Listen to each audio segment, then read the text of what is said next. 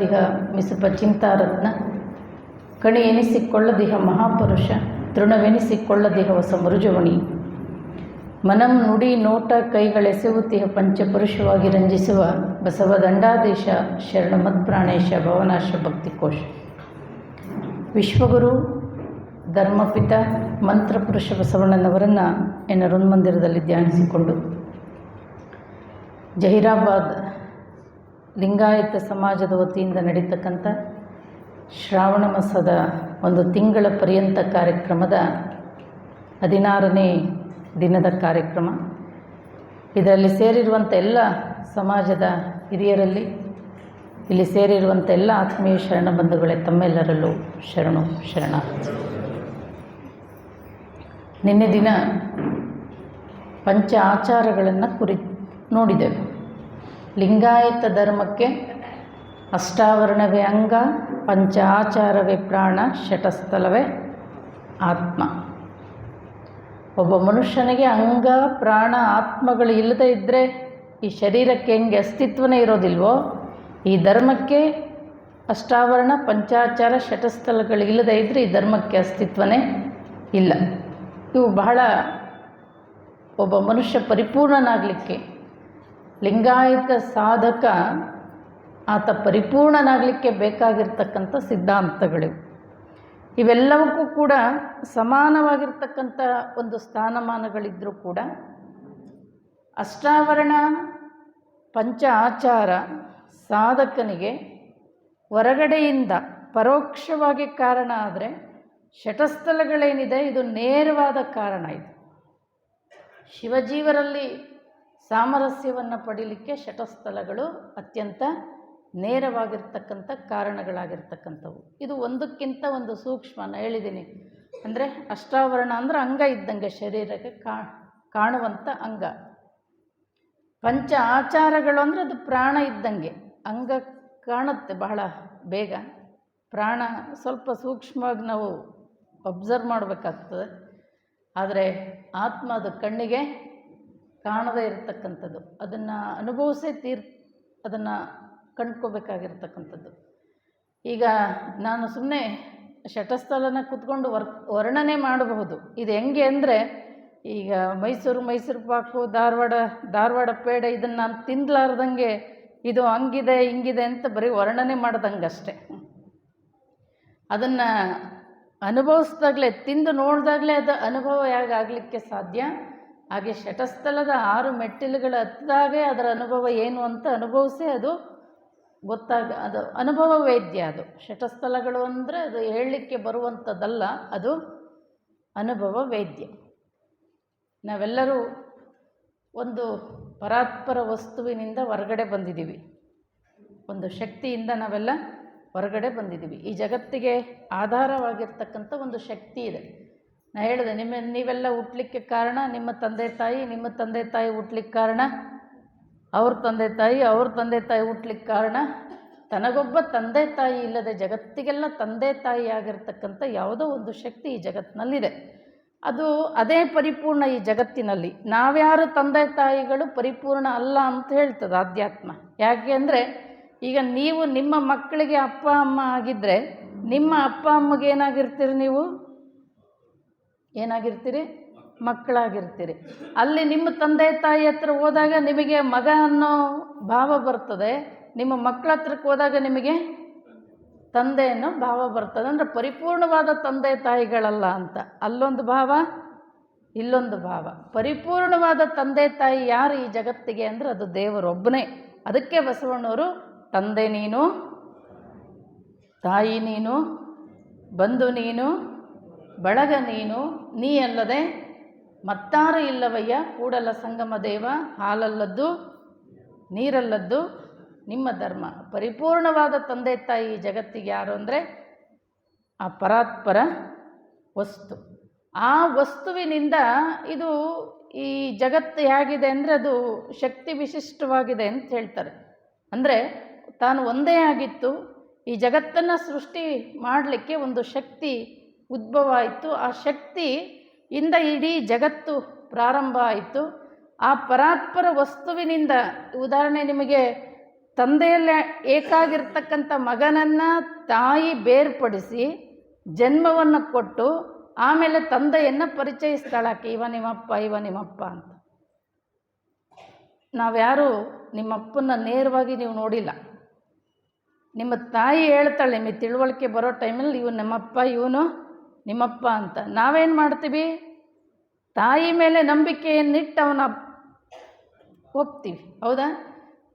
ತಂದೆಯಲ್ಲಿ ಏಕಾಗಿರ್ತಕ್ಕಂಥದ್ದನ್ನು ಬೇರ್ಪಡಿಸಿ ಜನ್ಮ ಕೊಟ್ಟು ತಂದೆಯನ್ನು ಪರಿಚಯಿಸುವಂಗೆ ಆ ಪರಾತ್ಪರ ವಸ್ತುವಿನಲ್ಲಿ ಏಕಾಗಿರ್ತಕ್ಕಂಥ ಸೃಷ್ಟಿಯನ್ನು, ಜೀವರಾಶಿಗಳನ್ನು ನಿರ್ಮಾಣ ಮಾಡಿ ಆ ಶಕ್ತಿ ನಮ್ಮಲ್ಲಿ ಭಕ್ತಿಯಾಗಿ ನೆಲೆಸಿ ಮತ್ತೆ ಆ ಶಕ್ತಿಯನ್ನು, ಆ ಪರಾತ್ಪರ ವಸ್ತುವನ್ನು ನಮಗೆ ಪರಿಚಯಿಸುವಂಥದ್ದು ಶಕ್ತಿ ಅಂತಕ್ಕಂಥದ್ದನ್ನು ಹೇಳ್ತಾರೆ.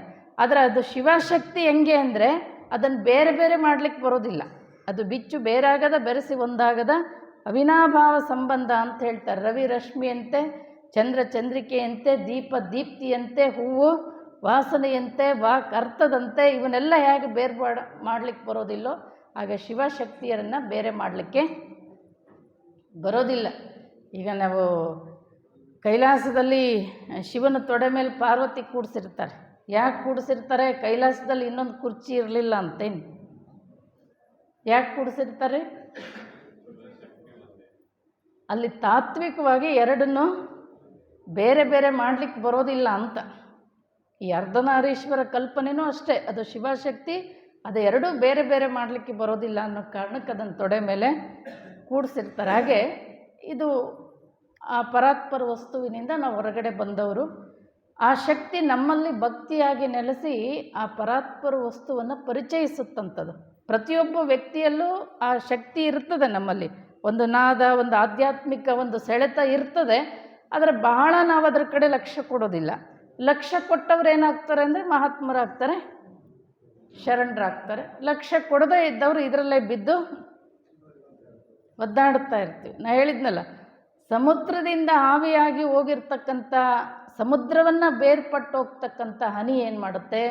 ಮೇಲೋಗಿ ಮೋಡ ಆಗ್ತದೆ, ಗುಡುಗಾಗ್ತದೆ, ಸಿಡ್ಲಾಗ್ತದೆ, ಆಮೇಲೆ ಮಳೆ ಆಗ್ತದೆ, ಹಳ್ಳ ಕೊಳ್ಳ ಬಾವಿಗಳಾಗಿ ಸಮುದ್ರವನ್ನು ಬೇರ್ಪಟ್ಟ ಮೇಲೆ ವಾಪಸ್ಸು ಸಮುದ್ರವನ್ನು ಸೇರೋ ತನಕನೂ ಪ್ರತಿನಿತ್ಯ ನಿರಂತರ ಪ್ರಯತ್ನ ಇರುತ್ತೆ ಅದ್ರದ್ದು, ಹೌದಿಲ್ರಿ? ಸುಮ್ಮನೆ ಅರಿತಾನೆ ಇರ್ತದೆ, ಯಾವಾಗಾರ ಸೇರಲಿ, ಅದು ನಿರಂತರ ಪ್ರಯತ್ನ. ಅದಕ್ಕೆ ಸಮುದ್ರ ಬೇರ್ಪಟ್ಟ ಮೇಲೆ ವಾಪಸ್ಸು ಸಮುದ್ರ ಸೇರೋ ತನಕನೂ ಅದಕ್ಕೆ ನೆಮ್ಮದಿ ಇರೋದಿಲ್ಲ. ಕೆಲವು ಹನಿ ಮಳೆಯಾಗಿ ಬಿದ್ದಿದ್ದು ನೇರವಾಗಿ ಸಮುದ್ರಕ್ಕೆ ಬೀಳ್ತಾವೆ. ಹಾಗೆ ಮಹಾತ್ಮರು ಕೆಲವರು ಹುಟ್ಟುತ್ತಿದ್ದ ಹಾಗೆ ಮರುಗದ ಗಿಡ ಹುಟ್ಟುತ್ತಲೇ ಪರಿಮಳವನ್ನು ಸೂಸುವಂತೆ ಅಕ್ಕ ಮಹಾದೇವಿ, ಬಸವಣ್ಣ, ಬುದ್ಧ, ಮಹಾವೀರ ಇವರೆಲ್ಲ ನೇರವಾಗಿ ಸಮುದ್ರಕ್ಕೆ ಬಿದ್ದಂಥವ್ರು. ಇನ್ನು ಕೆಲವರು ಹೇಗೆ ಅಂದರೆ ನದಿಗೆ ಬಿದ್ದಂಥವ್ರು. ಆ ನದಿ ಆದಷ್ಟು ತ್ವರಿತಗತಿಯಲ್ಲಿ ಸಮುದ್ರವನ್ನು ಸೇರ್ತದೆ. ಇನ್ನು ಕೆಲವರು ಹೇಗೆ ಅಂದರೆ ಹಳ್ಳಕ್ಕೆ ಬಿದ್ದವರು, ಸ್ವಲ್ಪ ಸೇರೋದು ನಿಧಾನ ಆಗುತ್ತೆ. ಇನ್ನು ಕೆಲವರು ಈ ಕೆರೆ ಬಾವಿಗೆ ಬಿದ್ದವರು, ಅವ್ರು ಸೇರೋದು ಯಾವಾಗಲೂ ಏನೋ. ಅರ್ಥ ಆಯ್ತಾ? ಅವ್ರು ಸೇರೋದು ಯಾವಾಗೋ ಏನೋ. ಅವರಿಗೆ ದೇವರು, ಧರ್ಮ, ಪುರಾಣ, ಪ್ರವಚನಗಳೇನು ಬೇಕಾಗಿರಲ್ಲ, ಆರಾಮ್ ಇಷ್ಟೇ ಬೇಕಾಗಿರೋದು. ಆದರೆ ನಾವೆಲ್ಲರೂ ಸತ್ಯವನ್ನು ಕಂಡುಕೊಳ್ಳಿಕ್ಕೆ, ಮಾನವ ಜನ್ಮ ದೊಡ್ಡದು, ಹಾಳು ಮಾಡಿಕೊಳ್ಳಬೇಡಿ, ಹುಚ್ಚಪ್ಪಗಳಿರ, ಬರೀ ಅದಕ್ಕೆ ಬಂದಿಲ್ಲ, ಒಂದಿಷ್ಟು ಸತ್ಯದ ಕಡೆ. ಅದಕ್ಕೆ ನಾವು ಪರಿಪೂರ್ಣರಾಗಲಿಕ್ಕೆ ಶರಣರೇನು ಮಾಡಿದ್ದಾರೆ ಅಂದರೆ ಅಷ್ಟಾವರಣ, ಪಂಚಾಚಾರ, ಶಟಸ್ಥಲಗಳನ್ನು ಇಟ್ಟಿದ್ದಾರೆ. ಶಟಸ್ಥಲದಲ್ಲಿ 6 ಸ್ಥಳಗಳು. ಶಟ್ ಅಂದರೆ 6, ಸ್ಥಳ ಅಂದರೆ ಸೋಪಾನ, ಮೆಟ್ಟಿಲು. ಒಂದು ಅರ್ಥದಲ್ಲಿ ಪರತತ್ವ ಅಂತಲೂ ಕರೀತಾರೆ. ಆ ಪರಶಿವ, ಆ ಸ್ಥಳ ತತ್ವಕ್ಕೆ ಪರಶಿವ, ಪರಾತ್ಪರ ವಸ್ತು, ಪರಬ್ರಹ್ಮ ಅಂತಲೂ ಅದಕ್ಕೆ ಕರೀತಾರೆ. 6 ಸ್ಥಳಗಳಲ್ಲಿ 6 ವಿಧ ಭಕ್ತಿಗಳನ್ನು ಹೇಳ್ತಾರೆ. ಯಾವ 6 ಸ್ಥಳಗಳು ಅಂದರೆ 1 ಭಕ್ತ, 2 ಮಹೇಶ್ವರ, ಆಮೇಲೆ ಪ್ರಸಾದಿ, ಪ್ರಾಣಲಿಂಗಿ, ಶರಣ, ಐಕ್ಯ. ಭಕ್ತ ಸ್ಥಳದಲ್ಲಿ ಶ್ರದ್ಧಾ ಭಕ್ತಿ ಹೇಳ್ತಾರೆ. ಭಕ್ತ ಸ್ಥಳದಲ್ಲಿ ಶ್ರದ್ಧಾ ಭಕ್ತಿ. ಮಹೇಶ್ವರ ಸ್ಥಳದಲ್ಲಿ ನಿಷ್ಠಾಭಕ್ತಿ, ಪ್ರಸಾದಿ ಸ್ಥಳದಲ್ಲಿ ಅವಧಾನಿ ಭಕ್ತಿ, ಪ್ರಾಣಲಿಂಗಿ ಸ್ಥಳದಲ್ಲಿ ಅನುಭವ ಭಕ್ತಿ, ಶರಣ ಸ್ಥಳದಲ್ಲಿ ಆನಂದ ಭಕ್ತಿ, ಐಕ್ಯ ಸ್ಥಳದಲ್ಲಿ ಸಮರಸ ಭಕ್ತಿ. ಈ 6 ರೀತಿಯ ಭಕ್ತಿಗಳನ್ನು, 6 ಸ್ಥಳಗಳನ್ನು, ಸೋಪಾನವನ್ನು ಹತ್ತುತ್ತಾ ನಾವು ಪರಮಾತ್ಮನಲ್ಲಿ ಒಡಬೆರೆದು ಒಂದಾಗ್ತಕ್ಕಂಥದ್ದು. ಮೊಟ್ಟ ಮೊದಲನೇ ಇದು ಭಕ್ತ ಸ್ಥಳ. ಎಲ್ಲ ಪ್ರಾರಂಭ ಆಗೋದು ಭಕ್ತನಿಂದನೇ. ಭಕ್ತ ಸ್ಥಳದಲ್ಲಿ ಶ್ರದ್ಧಾಭಕ್ತಿಯನ್ನು ಹೇಳ್ತಾರೆ. ಭವಿ ಸಂಘ ಉಳ್ಳನ್ನಂಬರ ಭಕ್ತನಲ್ಲ ಅಂತ ಹೇಳ್ತಾರೆ ಚನ್ನಬಸವಣ್ಣವರು. ಆಮೇಲೆ ನಾನು, ನನ್ನದು, ನನ್ನಿಂದ, ಮಮಕಾರ ಇವುಗಳನ್ನೆಲ್ಲ ಇಟ್ಕೊಂಡಂಥವನು ಕೂಡ ಭಕ್ತ ಅಲ್ಲ ಅಂತ ಹೇಳ್ತಾರೆ. ಭವಿ ಸಂಘ ಅಂದರೆ, ಭಕ್ತ ಮತ್ತು ಭವಿ ಏನು ವ್ಯತ್ಯಾಸ ಅಂದರೆ, ದೇವರು ಧರ್ಮ ಇವು ಆಸಕ್ತಿ ಇಲ್ಲದಂಗೆ ಯಾವಾಗ ನೋಡಿದರೂ ಕೆಟ್ಟದ್ರಲ್ಲೇ ಚರಿಸ್ತಕ್ಕಂಥವನೇನಿದ್ದಾನೆ ಅವನು ಭವಿ. ಅಂಥವರ ಸಹವಾಸದಲ್ಲಿ ಇದ್ದರೆ ನಾವು ಪರಿಪೂರ್ಣರಾಗಲಿಕ್ಕೆ ಸಾಧ್ಯ ಇಲ್ಲ. ಆದಷ್ಟು ಸತ್ಸಂಗ, ಶರಣರ ಸಂಘ. ಅದಕ್ಕೆ ಬಸವಣ್ಣವ್ರು ಹೇಳೋದು, ಮಡಕೆಯ ಮಾಡುವಡೆ ಮಣ್ಣೇ ಮೊದಲು, ತೊಡುಗೆಯ ಮಾಡುವಡೆ ಒಂದೇ ಮೊದಲು, ಶಿವಪಥವನ್ನರಿವಡೆ ಗುರುಪಥವೇ ಮೊದಲು, ನಮ್ಮ ಕೂಡಲ ಸಂಗಮ ದೇವರ ನರಿವೊಡೆ ಶರಣರ ಸಂಘವೇ ಮೊದಲು. ಶರಣರ ಸಂಘ, ಶರಣರ ಸಂಘದಲ್ಲಿ ಇಲ್ಲದೇ ಇರತಕ್ಕಂಥವ್ರನ್ನ, ಮಹಾತ್ಮರ ಸಂಘದಲ್ಲಿ, ಸಜ್ಜನರ ಸಂಘದಲ್ಲಿ ಇರದೇ ಇರತಕ್ಕಂಥವ್ರನ್ನ ಅವರ ಮುಖನೇ ನನಗೆ ತೋರಿಸ್ಬೇಡ ಅಂತ ಹೇಳ್ತಾರೆ ಬಸವಣ್ಣವರು. ಹಾಗಾಗಿ ಒಂದಿಷ್ಟು ಭಕ್ತನಾದವನು ಕಿಂಕರನಾಗಿರಬೇಕು ಅಂತ ಹೇಳ್ತಾರೆ ಚನ್ನಬಸವಣ್ಣವ್ರು. ಮತ್ತೊಂದು ಕಡೆ ಅಂದರೆ ಅವನು ಯಾವಾಗಲೂ ವಿನಯದಿಂದ ಕೂಡಿರಬೇಕು, ಶ್ರದ್ಧೆ ಇರಬೇಕು. ಯಾವುದರಲ್ಲಿ ಶ್ರದ್ಧೆ ಇರಬೇಕು ಅಂದರೆ, ಗುರು ಹಾಕಿಕೊಟ್ಟಂಥ ಮಾರ್ಗ, ಗುರು ಲಿಂಗ ಜಂಗಮದಲ್ಲಿ ಶ್ರದ್ಧೆ ಇರಬೇಕು. ವಿಭೂತಿ ರುದ್ರಾಕ್ಷಿ ಮಂತ್ರದಲ್ಲಿ ಶ್ರದ್ಧೆ ಇರಬೇಕು. ಪಾದೋದಕ ಪ್ರಸಾದದಲ್ಲಿ ಶ್ರದ್ಧೆ ಇರಬೇಕು. ಗುರುವಿನ ಮಾರ್ಗದರ್ಶನದಿಂದ, ಶ್ರದ್ಧೆಯಿಂದ, ದೇವರಲ್ಲಿ ವಿನಯತನದಿಂದ. ಅಹಂಕಾರ ಇದ್ದವನು ಭಕ್ತನಲ್ಲ. ಎಷ್ಟು ಚಂದ ಹೇಳ್ತಾರೆ ಬಸವಣ್ಣವರು, ಕಂಡ ಭಕ್ತರಿಗೆ ಕೈ ಮುಗಿವಾತನೇ ಭಕ್ತ. ಮೃದು ವಚನವೇ ಸಕಲ ಜಪಂಗಳಯ್ಯ, ಮೃದು ವಚನವೇ ಸಕಲ ತಪಂಗಳಯ್ಯ, ಸದುವಿನಯವೇ. ದೇವನ ಒಲುಮೆಗೆ ಏನು ಬೇಕು? ಸದುವಿನಯವೇ ಸದಾಶಿವನ ಒಲುಮೆಯಯ್ಯ, ಕೂಡಲ ಸಂಗಯ್ಯ ನಂತಲ್ಲದೊಲ್ಲನಯ್ಯ. ಬೇರೆ ಅಂಥವ್ರನ್ನ ಈ ಗುಣಗಳು ಇಲ್ಲದೇ ಇದ್ದರೆ ದೇವರು ಅವರನ್ನು ಅವರನ್ನು ತಿರಸ್ಕಾರ ಮಾಡ್ತಾನೆ, ಅವರನ್ನು ದೇವರು ಒಪ್ಪೋದಿಲ್ಲ ಅಂತ ಹೇಳ್ತಾರೆ. ಭಕ್ತ ಅತ್ಯಂತ ಭಕ್ತಿಯಿಂದ ಬಾಗಿದ ತಲೆ ಮುಗಿದ ಕೈಯಾಗಿರಿಸು ಕೂಡಲ ಸಂಗಮ ದೇವ ಅಂತಾರೆ. ಯಾವಾಗಲೂ ಭಕ್ತಿಯಿಂದ, ಶ್ರದ್ಧೆಯಿಂದ, ಮತ್ತೊಬ್ಬರಿಗೆ ಕಾಯ ವಾಚ ಮನಸ್ಸ ನೋವನ್ನು ಮಾಡದೆ ದೇವರಲ್ಲಿ ವಿಶ್ವಾಸ ಇಟ್ಟು ಶ್ರದ್ಧೆಯಿಂದ ಪೂಜೆ ಮಾಡ್ತಕ್ಕಂಥದ್ದೇ ಭಕ್ತ ಸ್ಥಳ. ನನ್ನದು ಎನ್ನುವುದೇನೂ ಇಲ್ಲ. ಈ ಎಲ್ಲ ಬಂದಿರತಕ್ಕಂಥ ಮಧ್ಯಂತರದಲ್ಲಿ ಬಂದಿರತಕ್ಕಂಥವನ್ನ ಬಿಡಿಸ್ಕೋಬೇಕು. ಇವು ಮಮಕಾರ, ನಾನು, ನನ್ನದು, ನನ್ನಿಂದ ಇವುಗಳನ್ನೆಲ್ಲ ಬಿಡಿಸ್ಕೊಂಡು, ಇವನ್ನೆಲ್ಲ ಇಟ್ಕೊಂಡು ನೀವೇನೇ ಪೂಜೆ ಮಾಡಿದರೂ ಉತ್ತಮ ಬಡಿದೊಡೆ ಹಾವು ಸಾಯಬಲ್ಲುದೇಯ್ಯ. ಅಘೋರ ತಪವ ಮಾಡಿದೊಡೇನು ಅಂತರಂಗ ಆತ್ಮಶುದ್ಧಿ ಇಲ್ಲದನ್ನಕ್ಕ. ಒಳಗೆಲ್ಲ ಗುಣಗಳನ್ನು ಇಟ್ಕೊಂಡು ಮ್ಯಾಲೆ ಏನೇ ಮಾಡಿದರೂ ಕೂಡ ದೇವರು ಒಳಗಡೆ ಹೋಗಲಿಕ್ಕೆ, ತನುವಿನಲ್ಲಿ ಹುಸಿ ತುಂಬಿ ಮನದಲ್ಲಿ ವಿಷಯ ತುಂಬಿ ಮನೆಯೊಳಗೆ ಮನೆಯೊಡೆಯ ಇರಲಿಕ್ಕೆ ಅಲ್ಲಿ ಸಾಧ್ಯ ಇಲ್ಲ. ಹಾಗಾಗಿ ಇವೆಲ್ಲ ಗುಣಗಳನ್ನು, ಯಾಕೆಂದರೆ ನಾವೇನು ಮಾಡ್ತೀವಿ ಅಂದರೆ, ಒಂದು 4 ಜನ ಕೆಲಸಕ್ಕೆ ಹೋಗಿದ್ರು, ಕಂಠ ಪೂರ್ತಿ ಕುಡಿದಿದ್ರು. ಅವರು ಊರಿಗೆ ಹೋಗಬೇಕಾಗಿತ್ತು. ಇವತ್ತು ನೀವು ನಮ್ಮ ಕಾರವಾರ ಜಿಲ್ಲೆಗೆ ಬಂದರೆ ಸುಮಾರು ಊರುಗಳಿಗೆ ನದಿ ದಾಟಿ ಅವ್ರ ಊರುಗಳಿಗೆ ಹೋಗಬೇಕು. ಸಾಯಂಕಾಲ ಬಂದರು ಅವ್ರು ಊರಿಗೆ ಹೋಗಬೇಕು ಅಂತ. ಇನ್ನೇನಾಗಲೇ ಸೂರ್ಯ ಮುಳುಗ್ತಿದ್ದ. ಆ ಟೈಮಿಗೆ ಫುಲ್ಲು ಕುಡಿದಿದ್ರು. ಬಂದರು. ದೋಣಿ ಅಂತೀರ, ಏನಂತೀರಿ ನೀವು?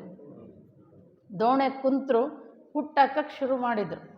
ಒಬ್ಬರು ಕೈ ನೋವಾದ ತಕ್ಷಣ ಒಬ್ಬರು ಹುಟ್ಟಾಕ್ತಿದ್ರು, ಒಬ್ಬರು ಕೈ ನೋವಾದ ತಕ್ಷಣ ಒಬ್ಬರು ಹುಟ್ಟಾಕೆ ಹಾಕ್ತಾಯಿದ್ರು. ಆಮೇಲೆ ಸುಮಾರು ಹೊತ್ತು ಮತ್ತೆ ಇಳೀತು ಕುಡಿದಿದ್ದು. ಆಮೇಲೆ ಒಬ್ಬನಿಗೆ ಎಚ್ಚರ ಆಯಿತು, ಎಷ್ಟು ತಿಂದು ಹುಟ್ಟಾಕ್ತಾ ಇದ್ದೀವ ನಾವು. ಆಮೇಲೆ ಒಬ್ಬನಂದ, ನೋಡ್ರ ಒಂಚೂರು ಎಲ್ಲಿ ತನಕ ಬಂದಿದ್ದೀವಿ ನಾವು, ಎಲ್ಲಿ ತನಕ ಬಂದೀವಿ. ಆಮೇಲೆ ಒಂಚೂರು ಎಲ್ಲರಿಗೂ ತಿಳಿದಿತ್ತಲ್ಲ, ತಿರುಗಿ ನೋಡ್ತಾರೆ, ಅಲ್ಲಿ ಏನು ಆ ದಡದಲ್ಲಿ ಗೂಟಕ್ಕೆ ಸಿಗಾಕಿರ್ತಾರಲ್ಲ ಹಗ್ಗ, ಅದನ್ನು ಬಿಚ್ಚದೆ ಅದರೊಳಗೆ ಕೂತ್ಕೊಂಡು ಹುಟ್ಟಾಕಿದ್ದೆ. ಹಾಗೆ ನಾವು ಇವೆಲ್ಲವನ್ನು ನಾನು, ನನ್ನದು, ಮಮಕಾರ, ಲೋಭ, ಮೋಹ, ಕಾಮ ಇವನ್ನೆಲ್ಲ ಗೂಟಕ್ಕೆ ಸಿಗಾಕೊಂಡು ಸುಮ್ಮನೆ ಹುಟ್ಟಾಕಿದ್ದು. ಮುಟ್ಟು ಅಂದರೆ ಎಲ್ಲಿಗೆ ಮುಟ್ತೀವಿ ದಡನ? ಅವನ್ನೆಲ್ಲ ಕಳ್ಕೊಂಡ್ರೆ ನಾವು ದಡ ಮುಟ್ಟಲಿಕ್ಕೆ ಸಾಧ್ಯ. ಭಕ್ತ ಹೇಗಿರಬೇಕು ಅಂದರೆ ಭಕ್ತಿಯಿಂದ, ಶ್ರದ್ಧೆಯಿಂದ, ವಿನಯತನದಿಂದ, ನನ್ನದು ಅಂತಕ್ಕಂಥದ್ದೇನೂ ಇಲ್ಲ ಭಗವಂತ, ಎಲ್ಲವೂ ನಿನ್ನದೇ ಅಂತಕ್ಕಂಥ ಅತ್ಯಂತ ಪ್ರೀತಿಯಿಂದ, ದೇವರಲ್ಲಿ ಪ್ರೀತಿಯನ್ನು ಒತ್ತಿಸಿಕೊಂಡಿರ್ತಕ್ಕಂಥವನು ಯಾರು, ಅವನು ಭಕ್ತ. ಸ್ನೇಹವನ್ನು ಒತ್ತಿಸಿಕೊಂಡವರು, ದೇವರಲ್ಲಿ ವಿಶ್ವಾಸ ಇಟ್ಟಂಥವನು ಯಾರೋ ಅವನು ಭಕ್ತ. ಆ ಭಕ್ತಿಯಿಂದ, ಶ್ರದ್ಧೆಯಿಂದ ಮಾಡ್ತಾ ಏನಾಗ್ತದೆ ಅದು ಅಂದರೆ ಗಟ್ಟಿ ಆಗ್ತದೆ, ಅದು ನಿಷ್ಠೆ ಆಗ್ತದೆ. ಭಕ್ತಿಯಿಂದ ಮಾಡ್ತಾ ಏನಾಗುತ್ತದು, ನಿಷ್ಠೆ ಆಗುತ್ತೆ. ಆ ನಿಷ್ಠಾ ಭಕ್ತಿ ಸ್ವಲ್ಪ ಭಕ್ತ ಸ್ಥಳದಲ್ಲಿ ಚಂಚಲತೆ ಇರಬಹುದು, ಆದರೆ ಮಹೇಶ್ವರ ಸ್ಥಳಕ್ಕೆ ಬಂದ ಅಂದರೆ ಆ ಯಾವ ರೀತಿಯ ಚಂಚಲತೆನೂ ಇರೋದಿಲ್ಲ, ಯಾವ ರೀತಿಯ ಭ್ರಮೆನೂ ಇರೋದಿಲ್ಲ. ಮಹೇಶ್ವರ ಸ್ಥಳಕ್ಕೆ ಬಂದಾಗ ಮನುಷ್ಯನಿಗನ್ಸುತ್ತೆ ದೇವರು ನನ್ನನ್ನು ಬಿಟ್ಟು ಹೊರಗಡೆ ಇಲ್ಲ ಅನ್ನುವಂಥ ಒಂದು ಇದಕ್ಕೆ ಬರ್ತಾನೆ. ನನ್ನ ಬಿಟ್ಟು ಹೊರಗಡೆ ಇದ್ದಾನೆ ಅಂತ ನೀವೇನಾದ್ರು ತಿಳ್ಕೊಂಡ್ರೆ ಇನ್ನೂ ಮಹೇಶ್ವರ ಆಗಿಲ್ಲ ಅಂತ. ತನ್ನ ಬಿಟ್ಟು ಹೊರಗಡೆ ದೇವರನ್ನು ಹುಡುಕ್ತಾ ಇದ್ದೀರಿ ಅಂತೇಳಿದರೆ ಅವನು ಮಹೇಶ್ವರ ಸ್ಥಳಕ್ಕೆ ಏರಿಲ್ಲ ಅಂತ. ನನ್ನ ಬಿಟ್ಟು ದೇವರಿಲ್ಲ ಅನ್ನುವಂಥ, ಆಮೇಲೆ ಒಂದು ನಿಷ್ಠೆ, ನಾನು ಹೀಗೆ ಬದುಕಬೇಕು, ಎಂಥ ಪ್ರಸಂಗ ಬಂದರೂ, ಜೀವ ಹೋಗುವಂಥ ಪ್ರಸಂಗ ಬಂದರೂ ಒಂದು ನಿಷ್ಠೆಗೆ ಒಳಪಟ್ಟಿರ್ತಾನವ. ಚಲಬೇಕು ಶರಣಂಗೆ ಪರಧನವನ್ ಒಲ್ಲೆ ನಿಂಬ, ಚಲಬೇಕು ಶರಣಂಗೆ ಪರಸತಿಯನ್ ಒಲ್ಲೆ ನಿಂಬ, ಚಲಬೇಕು ಶರಣಂಗೆ ಪರದೈವವನ್ ಒಲ್ಲೆ ನಿಂಬ, ಚಲಬೇಕು ಶರಣಂಗೆ ಲಿಂಗ ಜಂಗಮ ಒಂದೇ ಎಂಬ. ಹಿಂಗೊಂದು ನಿಷ್ಠೆಯನ್ನು ಹಾಕ್ಕೊಂಡು ಅವನಿಗೆ ಏನೇ ಬಂದರೂ, ಆಮೇಲೆ ಅವನಿಗೆ ಆ ಮಹೇಶ್ವರ ಸ್ಥಳಕ್ಕೆ ಬಂದಾಗ ಎಲ್ಲ ರೀತಿಯ ಭ್ರಮೆಗಳು ಹೋಗಿರ್ತವೆ ಅವನಿಗೆ. ಇವೆಲ್ಲ ಏನಿದಾವಲ್ಲ, ಸೂತಕ ಭ್ರಮೆ, ಬೇರೆ ಏನು ಹೊರಗಡೆ ಜಾತಿ ಭ್ರಮೆ, ಕುಲ ಗೋತ್ರಗಳ ಭ್ರಮೆ, ಇವೆಲ್ಲವೂ ಹೋಗಿರ್ತವೆ. ದೇವರು ಯಾರ ಎದೆ ಮೇಲೆ ಲಿಂಗ ಇದೆ ಎಲ್ಲರೂ ಒಂದೇ, ಎಲ್ಲರಲ್ಲೂ ಒಂದು ಸ್ನೇಹ ಭಾವದಿಂದ ಸಮಾನತೆಯಿಂದ ವರ್ತಿಸ್ತಾನೆ. ಆತ ಸಮಾನತೆಯಿಂದ ವರ್ತಿಸ್ತಾನೆ. ಅಲ್ಲಿ ಯಾವುದೇ ರೀತಿಯ ಅವನಿಗೆ ಒಂದು ರೀತಿ ಭ್ರಮೆಗಳಿರೋದಿಲ್ಲ. ಇವೆಲ್ಲ ಮಧ್ಯಂತರದಲ್ಲಿ ಏನು ಬಂದಿರ್ತವೆ ಇವು ಭ್ರಮೆನೇ. ಈ ಎಲ್ಲ ಭ್ರಮೆಯನ್ನು ಕಳ್ಕೊಂಡು ದೇವರ ಮೇಲೆ ವಿಶ್ವಾಸ ಇಟ್ಟು, ದೇವರು ನನ್ನೊಳಗೆ ಇದ್ದಾನೆ ಅಂತಕ್ಕಂಥ ವಿಶ್ವಾಸದಿಂದ, ಶ್ರದ್ಧೆಯಿಂದ, ನಿಷ್ಠೆಯಿಂದ, ಶ್ರದ್ಧೆ ಹೋಗಿ ಏನಾಗ್ತದೆ, ನಿಷ್ಠೆ ಇದ್ದಾಗ ಮಾತ್ರ ನೀವು ಯಾವುದರಲ್ಲಿ ನಂಬಿದಿರಿ ಅದರ ಮೇಲೆ ನಿಮಗೆ ಅಚಲವಾದ ವಿಶ್ವಾಸ, ನಂಬಿಕೆ, ನಿಷ್ಠೆ ಇದ್ದರೆ ಮಾತ್ರ ದೇವರು ಒಲಿತಾನೆ ವಿನಃ ನಿಮ್ಮ ಭಕ್ತಿಯಲ್ಲಿ ಏನಾದರೂ ನಿಷ್ಠೆ, ನಂಬಿಕೆಗಳು ಇಲ್ಲದೆ ಇದ್ದರೆ ದೇವರು ನಮ್ಮನ್ನು ಒಲಿಲಿಕ್ಕೆ ಸಾಧ್ಯ ಇಲ್ಲ. ನೀವು ಅವನನ್ನು ನಂಬಿದರೆ ಮಾತ್ರ ಅವನು ನಮ್ಮನ್ನು ನಂಬುತ್ತಾನೆ. ಆ ನಂಬಿಕೆಯಲ್ಲಿ ದ್ವಂದ್ವ ಇರಬಾರ್ದು. ಅಂಥ ಒಂದು ನಿಷ್ಠೆಯಿಂದ ದೇವರ ಪೂಜೆ ಪ್ರಾರ್ಥನೆಯನ್ನು ಮಾಡಬೇಕು. ನಮ್ಮ ನಂಬಿಕೆಯಲ್ಲಿ ಎಷ್ಟು ವಿಶ್ವಾಸ ಇರಬೇಕು ಅಂದರೆ, ಸುಮ್ಮನೊಂದು ಕಥೆ ಹೇಳ್ತಾರೆ. ಕಾಳಿದಾಸ ಹೆಸರು ಕೇಳಿರಲ್ಲ ನೀವು, ಭರ್ತೃಹರಿ ಕಾಳಿದಾಸ. ಇವರಿಬ್ಬರು ಹೆಚ್ಚು ಕಮ್ಮಿ ಸಮಾನ ಪೀರಿಯಡ್ನವರು, ಸಮಾನ ಕಾಲದವರು, ಸಮಕಾಲೀನರು. ಒಂದು ಸರಿ ಏನಾಗಿತ್ತಂತೆ, ಕೈಲಾಸ, ಕಥೆಯಲ್ಲಿ ಕೈಲಾಸ, ಶಿವ ಪಾರ್ವತಿ ಕುಂತು ಚರ್ಚೆ ಮಾಡ್ತಿದ್ರಂತೆ. ಏನು ಚರ್ಚೆ ಮಾಡ್ತಿದ್ರು ಅಂದರೆ, ಅಲ್ಲ ಕಾಳಿದಾಸ ನನ್ನನ್ನು ಭಕ್ತಿಯಿಂದ ಪೂಜೆ ಮಾಡ್ತಾನೆ, ಭರ್ತೃಹರಿ ನಿಮ್ಮನ್ನು ಭಕ್ತಿಯಿಂದ ಪೂಜೆ ಮಾಡ್ತಾನೆ, ನಿಮ್ಮ ಭಕ್ತನಿಗಿಂತ ಹೆಚ್ಚಾಗಿ ಪ್ರೀತಿ ನನ್ನ ಭಕ್ತನ ಮೇಲೆ ಯಾಕೆ ಅಂತ ಕೇಳಿದ್ಲಂತಕ್ಕೆ. ನಿಮ್ಮ ಭಕ್ತನಿಗಿಂತ ಹೆಚ್ಚಾಗಿ ನನ್ನ ಭಕ್ತನ ಮೇಲೆ ಪ್ರೀತಿ ಯಾಕೆ ಅಂತ ಕೇಳಿದ್ನಂತೆ. ಅದಕ್ಕವ ಯಾಕೆ ಅನ್ನೋದನ್ನು ಹಿಂಗೆ ಬಾಯಿ ಬಿಟ್ಟು ಹೇಳಿರೋ ಚಲೋ ಅಲ್ಲ, ನಿನಗೆ ಇದನ್ನು ತೋರಿಸ್ತೀನಿ ಬಾ ಅಂತ ಹೇಳ್ಬಿಟ್ಟು ಇಬ್ಬರು ಅಣ್ಣಣ್ಣ ಮುದುಕಿಯಾಗಿ ಭೂಲೋಕಕ್ಕೆ ಬಂದ್ರಂತೆ. ಹೆಂಗೆ ಬಂದರು? ಕಥೆಯಾಗಿ ಬಂದರು. ಭೂಲೋಕಕ್ಕೆ ಬಂದರು. ಒಂದು ಬಾವಿ, ಆ ಬಾವಿ ಒಳಗೆ ಅಜ್ಜ ಇಳಿದಿದ್ದ, ಶಿವಪ್ಪಜ್ಜ. ಪಾರ್ವತಿ ಅಜ್ಜಿ ಮುದುಕಿಯಾಗಿ ಬಂದಿದ್ರು, ಇವು ಮೇಲೆ ಕೂತಿದ್ಲಿಕ್ಕೆ. ಮ್ಯಾಲೆ ಕೂತಿದ್ರು, ದಾರಿಲಿ ಹೊರಟಿದ್ದ ಭರ್ತೃಹರಿ. ಈಕೆ ಪಾರ್ವತಿ ಕರೆದ್ಲು, ಸ್ವಲ್ಪ ನನ್ನ ಗಂಡ ನೀರು ಕುಡಿಬೇಕು ಅಂತ ಒಳಗೆ ಇಳಿದ್ಬಿಟ್ಟಾನೆ, ವಯಸ್ಸಾಗಿದೆ, ಮ್ಯಾಕೆ ಬರೋಕ್ಕಾಗವಲ್ದು, ಒಂಚೂರು ಬಂದು ಮ್ಯಾಕೆ ಎತ್ಗೋ ಅಂತ ಕರೆದ್ಲು. ಇವ ವಿಚಾರ ಮಾಡೋದು ಯಾವ ಜಾತಿದೋ ಏನು ಅಂತ, ಆದ್ರೂ ಮಾನವೀಯತೆಯಿಂದ ಎತ್ತಬೇಕು ಅಂತ ಬಂದು ಏನು ಮಾಡ್ದ, ಒಳಗಡೆ ಒಂದು ಅಲ್ಲಿ ಹಗ್ಗ ಇತ್ತು. ಅಜ್ಜ, ಈ ಹಗ್ಗ ಬಿಡ್ತೀನಿ ನೋಡು, ಇದನ್ನ ಹಿಡ್ಕೋ, ನಿಧಾನಕ್ಕೆ ನಾನು ಮ್ಯಾಲೆ ಕೇಳ್ಕೊತೀನಿ, ನಿಧಾನಕ್ಕೆ ನೀ ಹತ್ತಿ ಬಾ ಅಂತ ಹೇಳ್ದ. ಕೆಳಗಿರೋ ಅಜ್ಜ ಹೇಳ್ದ, ನೋಡು, ನಾನು ಒಂದು ಶ್ಲೋಕ ಹೇಳ್ತೀನಿ, ಸಂಸ್ಕೃತ ಶ್ಲೋಕ, ಅದರ ಅರ್ಥ ಹೇಳಿದರೆ ನಾನು ಮ್ಯಾಲಕ್ಕೆ ಬರ್ತೀನಿ, ಇಲ್ಲ ಅಂದರೆ ನಾನು ಬರೋದಿಲ್ಲ ಅಂತ ಹೇಳ್ದ. ಹೇಳಜ್ಜ ಅಂದ. ಇವ ಹೇಳ್ದ, ಅದಕ್ಕೆ ಉತ್ತರ ಕೊಟ್ಟ. ಆಮೇಲೆ ಕೆಳಗಿರೋ ಅಜ್ಜ ಹೇಳ್ದ, ನೀ ಹೇಳಿರೋ ಉತ್ತರ ಸರಿ ಇಲ್ಲ, ನನ್ನ ಮ್ಯಾಕೆ ಬರಲ್ಲ ನೋಡು ಅಂತ ಹೇಳ್ದ. ಅವಾಗ ಇವ್ ಭರ್ತೃಹರಿ ವಿಚಾರ ಮಾಡ್ದ, ಹೌದಾ ಏನೋ, ನಾ ಏನಾರು ತಪ್ಪು ಹೇಳಿನ ಏನೋ, ಇದ್ರೂ ಇರಬಹುದೇನೋ ಅಂದ್ಕೊಂಡು ಅವನ ಪಾಡಿಗೆ ಅವನು ಹೋದ. ಆಮೇಲೆ ಇವನು ಬಂದ, ಕಾಳಿದಾಸ. ಕರೆದ್ಲು ಅಜ್ಜಿ, ನೋಡು ನನ್ನ ಗಂಡ ನೀರು ಕುಡಿಯೋಕೆ ಇಳಿದಾನೆ, ಬಾ ಅಂತ. ಅವ ಹಿಂದೆ ಮುಂದೆ ವಿಚಾರನೇ ಮಾಡಲಿಲ್ಲ, ಬಂದ, ಅಜ್ಜ, ಈ ಹಗ್ಗ ಬಿಡ್ತೀನಿ ನೋಡಿ, ಇದನ್ನು ಹಿಡ್ಕೋ, ಇದನ್ನು ಮ್ಯಾಲಕ್ಕೆ ತಗೋತೀನಿ ಬಾ. ಭರ್ತೃಹರಿಗೆ ಹೇಳಿದ ಮಾತೇ ಹೇಳ್ದ, ನೋಡು, ನಾವು ಒಂದು ಶ್ಲೋಕ ಹೇಳ್ತೀನಿ, ಅದರ ಅರ್ಥ ಹೇಳಿದರೆ ಮ್ಯಾಕ್ ಬರ್ತೀನಿ, ಇಲ್ಲ ಅಂದ್ರೆ ಬರೋದಿಲ್ಲ. ಆಯ್ತಜ್ಜ ಹೇಳು ಅಂದ. ಭರ್ತೃಹರಿಗೆ ಯಾವ ಶ್ಲೋಕ ಹೇಳ್ದ ಅದೇ ಶ್ಲೋಕನೇ ಕಾಳಿದಾಸನಿಗೂ ಹೇಳ್ದ. ಭರ್ತೃಹರಿ ಏನು ಉತ್ತರ ಕೊಟ್ಟಿದ್ದ ಅದೇ ಉತ್ತರನೇ ಕಾಳಿದಾಸನು ಕೊಟ್ಟಿದ್ದ. ಕೆಳಗಿರೋ ಅಜ್ಜ ಹೇಳ್ದ, ನೀ ಹೇಳಿರೋ ಶ್ಲೋಕ ಅರ್ಥ ಸರಿ ಇಲ್ಲ, ನಾನು ಬರೋದಿಲ್ಲ. ಇವನು ಹೇಳ್ದ, ಮುದುಕ, ಈ ಕಾಳಿದಾಸ ಹೇಳಿದ ಅರ್ಥ ಸರಿ ಇಲ್ಲ ಅಂತ ಹೇಳ್ತೀಯೋ, ಕಾಲಗಿನ ಚಪ್ಪಲಿ ತಗೊಂಡು 4 ಕೊಡ್ಲು ಮೇಲೆ ಬರ್ತೀಯೋ ಅಂದ. ಮೇಲೆ ಬಂದ್ಬಿಟ್ನಂತ.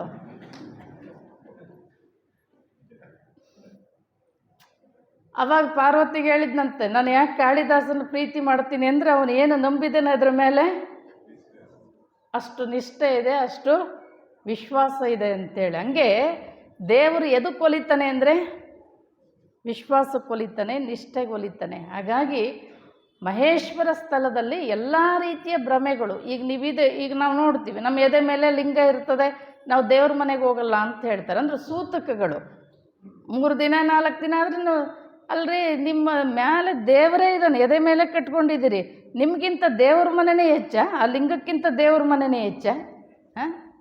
ಲಿಂಗ ಏನೇ ಎದೆ ಮೇಲಿದ್ದಾಗ ಅದಕ್ಕಿಂತ ದೇವ್ರ ಮನೆ ಹೆಚ್ಚಾಗಲಿಕ್ಕೆ ಸಾಧ್ಯನಾ? ಇವೆಲ್ಲ ಭ್ರಮೆಗಳು. ಇವೆಲ್ಲ ಏನಿವು? ಆಮೇಲೆ ಇವೆಲ್ಲ ಸ್ಮಶಾನ ಸೂತಕ, ಇವೆಲ್ಲ ಏನಿದಾವಲ್ಲ, ಸತ್ರ ಇಷ್ಟು ದಿನ, ಇಂಥ ಎಲ್ಲ ಸೂತಕಗಳು, ಎಲ್ಲ ಜಾತಿ ಮತ ಪಂಥ ವರ್ಣ, ಈ ಎಲ್ಲ ಭ್ರಮೆಗಳನ್ನು ಕಳೆದು ಅವನು ದೇವರಲ್ಲಿ, ಯಾರ ಎದೆ ಮೇಲೆ ದೇವರಿರ್ತದೆ ಅವರನ್ನು ಅತ್ಯಂತ ಅಷ್ಟೇ ಸ್ನೇಹ ಭಾವದಿಂದ ಕಾಣ್ಕೊಳ್ತಾ ಅವನು ನಿಷ್ಠೆಯಿಂದ ಬದುಕ್ತಾನೆ. ಅದಕ್ಕೆ ನಿಷ್ಠಾಭಕ್ತಿ ಅಂತಾರೆ. ಮಹೇಶ್ವರ ಸ್ಥಳದಲ್ಲಿ ನಿಷ್ಠಾಭಕ್ತಿ. ಆ ನಿಷ್ಠೆಯಿಂದ ಮಾಡ್ತಾ ಮಾಡ್ತಾ ಏನಾಗ್ತದೆ ಅದು ಅಂದರೆ ಎಲ್ಲಿಗೆ ಬರ್ತದೆ? ಪ್ರಸಾದಿ ಸ್ಥಳ. ಅಲ್ಲಿ ಅವಧಾನ ಭಕ್ತಿ ಅಂತ ಹೇಳ್ತಾರೆ. ಅವಧಾನ ಭಕ್ತಿ ಅಂದರೆ ಯಾವಾಗಲೂ ಜಾಗೃತೆಯಿಂದಿರೋದು. ಪ್ರಸಾದಿ ಸ್ಥಳದ ವ್ಯಕ್ತಿ ಹೇಗಿರ್ತಾನೆ ಅಂದರೆ, ಈ ಜಗತ್ತೆಲ್ಲವೂ ಭಗವಂತನ ಪ್ರಸಾದ, ಜಗತ್ತೆಲ್ಲವೂ ಭಗವಂತನ ಪ್ರಸಾದ. ಅವನು ಕೊಟ್ಟಿರೋ ಭಿಕ್ಷೆ, ಅವನು ಕೊಟ್ಟಿರೋ ಕಾಣಿಕೆ ಇದು. ಹೌದಿಲ್ರಿ? ನಾವೆಲ್ಲರೂ ಖಾಲಿ ಕೈಯಾಗೆ ಬಂದಿರೋದು.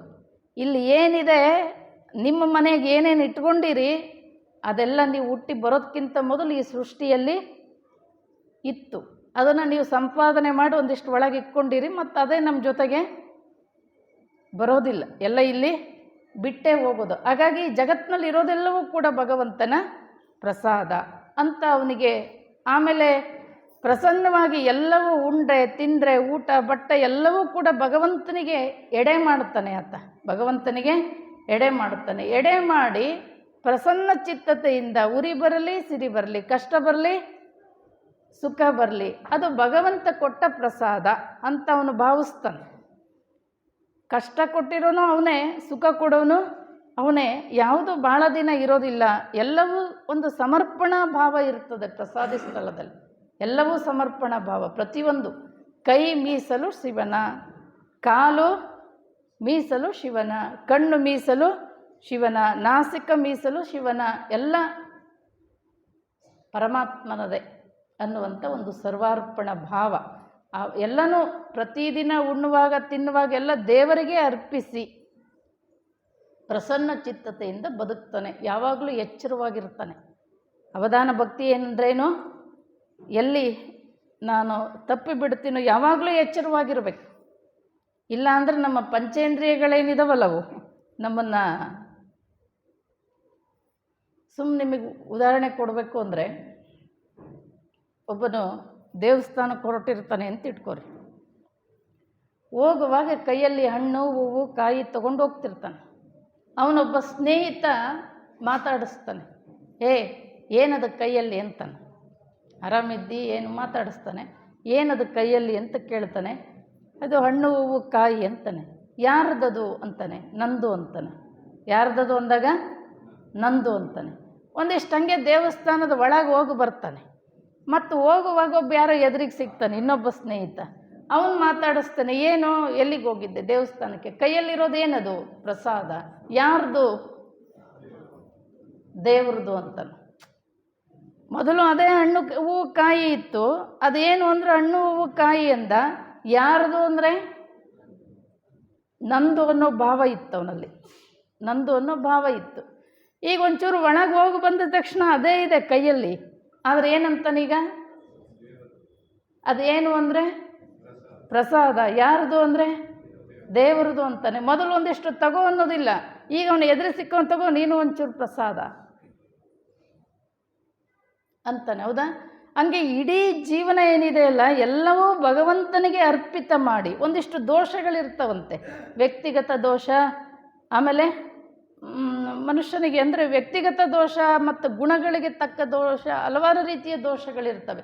ಅವೆಲ್ಲ ದೋಷಗಳು ಪರಿಹಾರ ಆಗಬೇಕು ಅಂದರೆ ಪದಾರ್ಥಗತ ದೋಷ, ವ್ಯಕ್ತಿಗತ ದೋಷ. ಪದಾರ್ಥಗತ ದೋಷ ಅಂದರೆ ಕಲ್ಲು ಮಣ್ಣು ಇವೇನು ತುಂಬಿರ್ತವೆ, ಇದು ಸ್ವಚ್ಛ ಮಾಡ್ಕೊಳ್ಳೋವಂಥದ್ದೇನಿದೆ, ಇದು ಪದಾರ್ಥಗತ ದೋಷ. ವ್ಯಕ್ತಿಗತ ದೋಷ ಅಂದರೆ ನಾವು ಅಡುಗೆ ಮಾಡುವಾಗಲೂ ಒಳ್ಳೆ ಪರಿಶುದ್ಧವಾಗಿ ಮಾಡಿರೋದಿಲ್ಲ, ಬೈಕೊಂತ ಮಾಡ್ತಿರ್ತೀವಿ. ಒಂದೊಂದು ಸರಿ ಯಾವನು ಹೇಳಿದ್ದಾನೆ ಇದನ್ನು ದಿನ ಮಾಡಿದ್ದೇ ಮಾಡಬೇಕು, ತಿಕ್ಕಬೇಕು, ತೊಳೆದಿದ್ದೇ ತೊಳಿಬೇಕು, ಈ ಕೆಲಸ ಎದಕ್ಕೆ ಬೇಕು, ಹಂಗೆ ಹಿಂಗೆ ಅಂತ ವಟ ವಟ ವಟ ಅಂತ ಬೈಕೊಂಡು ಮಾಡಿದರೆ ಅದು ಕೂಳಾಗುತ್ತಂತೆ. ಕೂಳುಂಡವ್ರ ಜೀವನ ಹಾಳಾಗುತ್ತಂತೆ.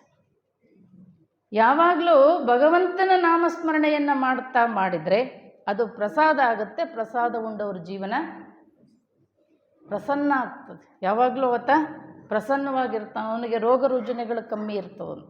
ಆತನಿಗೆ ರೋಗ ರುಜಿನಗಳು ಕಮ್ಮಿ ಇರುತ್ತಂತ. ಹಾಗಾಗಿ ಒಂದಿಷ್ಟು ನಾವು ಪ್ರತಿಯೊಂದು ಭಗವಂತನ ನಾಮಸ್ಮರಣೆ ಮಾಡ್ತಾ, ಆಮೇಲೆ ಅಲ್ಲಿ ಯಾವುದೇ ರೀತಿಯ ಮೋಸ ವಂಚನೆಗೆ ಆ ರೀತಿಯಲ್ಲಿ ತಂದಿದ್ದರೆ ನೀವು ದೇವರಿಗೆ ಅರ್ಪಣೆ ಮಾಡಿಬಿಟ್ರೆ ಅದೇನಾಗ್ತದೆ, ಆ ದೋಷಗಳನ್ನು ಕಳೆಯುವಂಥ ಶಕ್ತಿ ಭಗವಂತನ ಸೃಷ್ಟಿಯಲ್ಲಿ. ಈಗ ಉದಾಹರಣೆ, ನಾವು ಮಾವಿನ ಮರದ ಸಣ್ಣ ಗಿಡ ತಂದು ಹಾಕಿರ್ತೀವಿ, ಸೇಬು ಮರ ಹಾಕಿರ್ತೀವಿ, ಬಾಳೆಹಣ್ಣಿನ ಗಿಡ ಹಾಕಿರ್ತೀವಿ. ಅದಕ್ಕೆಲ್ಲ ತಗೊಂಡೋಗಿ ನಾವು ಅತ್ಯಂತ ಕೆಟ್ಟ ವಾಸನೆ ಬರುವಂಥ ಗೊಬ್ಬರ ಹಾಕ್ತೀವಿ, ಎಂಥದೋ ನೀರು ಹಾಕ್ತೀವಿ. ಆದರೆ ಮುಂದೆ ಅದು ಹಣ್ಣು ಬಿಟ್ಟಾಗ ನೀವು ಕೆಟ್ಟ ವಾಸನೆ, ಗೊಬ್ಬರದ ವಾಸನೆ ಹಣ್ಣು ಬರೋದಿಲ್ಲ. ಅದೇನಾದ್ರು ಬರುತ್ತೆ ಅಂದರೆ ಅದನ್ನೆಲ್ಲ ಮಾರ್ಪಡಿಸಿ ಅದು ಏನು ಮಾಡುತ್ತೆ, ಶುದ್ಧವಾದ ಹಣ್ಣನ್ನೇ ನಿಮಗೆ ಕೊಡುತ್ತದೆ.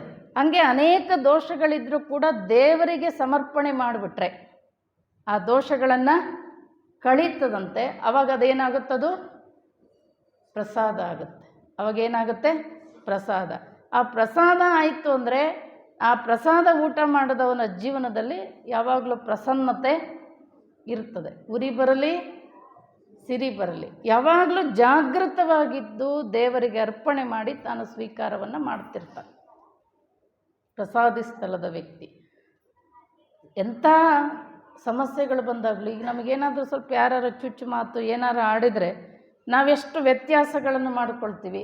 ಆದರೆ ನಾನು ಮೊನ್ನೆ ಅಕ್ಕಮಹಾದೇವಿ ಕಥೆ ಹೇಳುವಾಗ ಹೇಳಿದೆ, ಆ ಎಂಥ ಚುಚ್ಚು ಮಾತುಗಳು ಬಂದರೂ ಆಕೆ ಎಷ್ಟು ಧೈರ್ಯವಾಗಿ ಅದನ್ನು ಎದುರಿಸುವಂಥ ರೀತಿ ಇದೆಯಲ್ಲ. ಒಂದು ಸರಿ ಸಾಕ್ರೆಟಿಸು ಯಾರೋ ಒಬ್ಬ ಬರ್ತಾನೆ, ಅವ್ರ ಮನೆಗೆ ಬಂದು ಹೇಳ್ತಾನೆ, ನಾನಿವತ್ತು ಅಲ್ಲಿ ಮಾರ್ಕೆಟ್ ಏನಂತೀರಿ ನೀವು, ಬಸ್ ಸ್ಟ್ಯಾಂಡು ಆ ಕಡೆಯಿಂದ ಬರ್ತಾ ಇದ್ದೆ.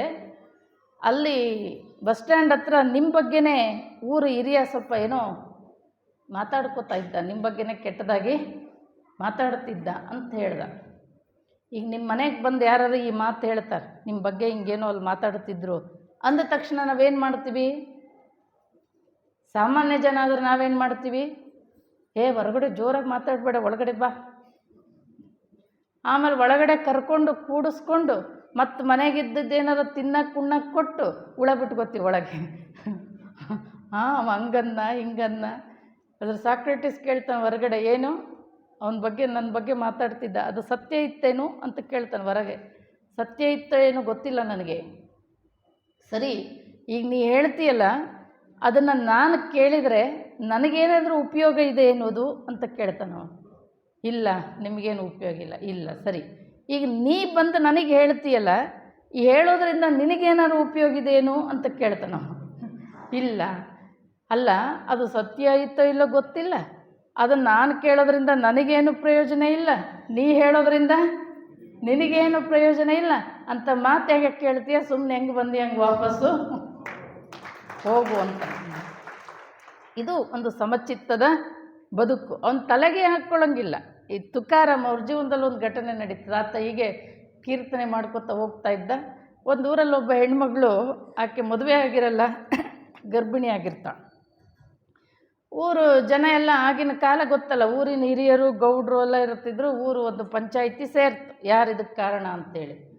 ಆ ಯಾರು ತೀರ್ಪು ಕೊಡಬೇಕಾಗಿತ್ತಲ್ಲ, ಊರು ಗೌಡ, ಅವನೇ ಕಾರಣ ಆಗಿದ್ದ ಆಕೆಗೆ.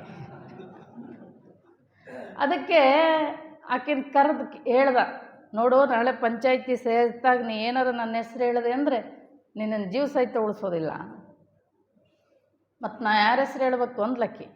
ಈ ಊರಿಗೆ ಕೀರ್ತನೆ ಹೇಳಕ್ಕೆ ಬಂದನಲ್ಲ.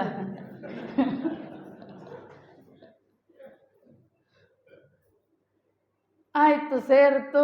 ಯಾರಮ್ಮ ಕಾರಣ ಅಂತ ಕೇಳ್ದ ಅವನೇ. ಆ ಕೇಳಿದ್ಲು ತುಕಾರಾಮ್ ಅಂದ್ಲು.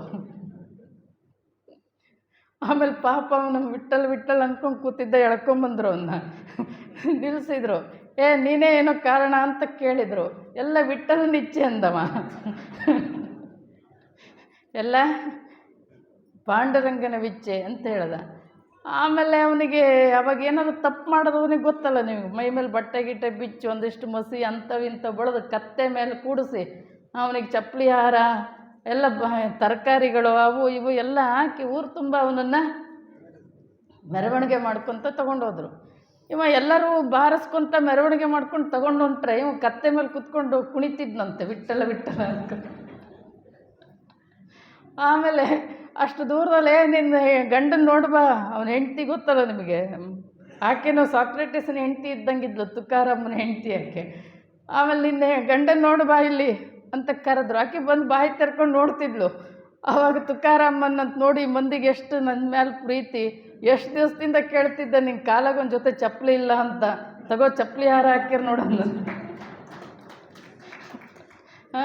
ಆಮೇಲೆ ಮನೆಗೆ ಉಳ್ಳಾಗಡ್ಡಿ ಇಲ್ಲ ಅಂತಿದ್ದೆ, ನೋಡು ಉಳ್ಳಾಗಡ್ಡಿ ಮಾಲಿ ಹಾಕ್ಯಾರ, ಮೆಣಸಿನ್ಕಾಯಿ ಇಲ್ಲ ಅಂತಿದ್ದೆ. ಎಂಥ ಪ್ರಸಂಗ ಬಂದಾಗಲೂ ಮಹಾತ್ಮರ ಜೀವನಗಳು ಹೆಂಗಿರುತ್ತೆ ಅಂದರೆ ಅದು ಪ್ರಸಾದ, ಭಗವಂತನ ಪ್ರಸಾದ. ನಾ ಅಲ್ಲ ಏನು ಹೇಳಲೇ ಇಲ್ಲಮ್ಮ, ನೀನೇ ಕಾರಣ, ಎಲ್ಲ ದೇವರಿಚ್ಛೆ ಅಂದಮ್ಮ.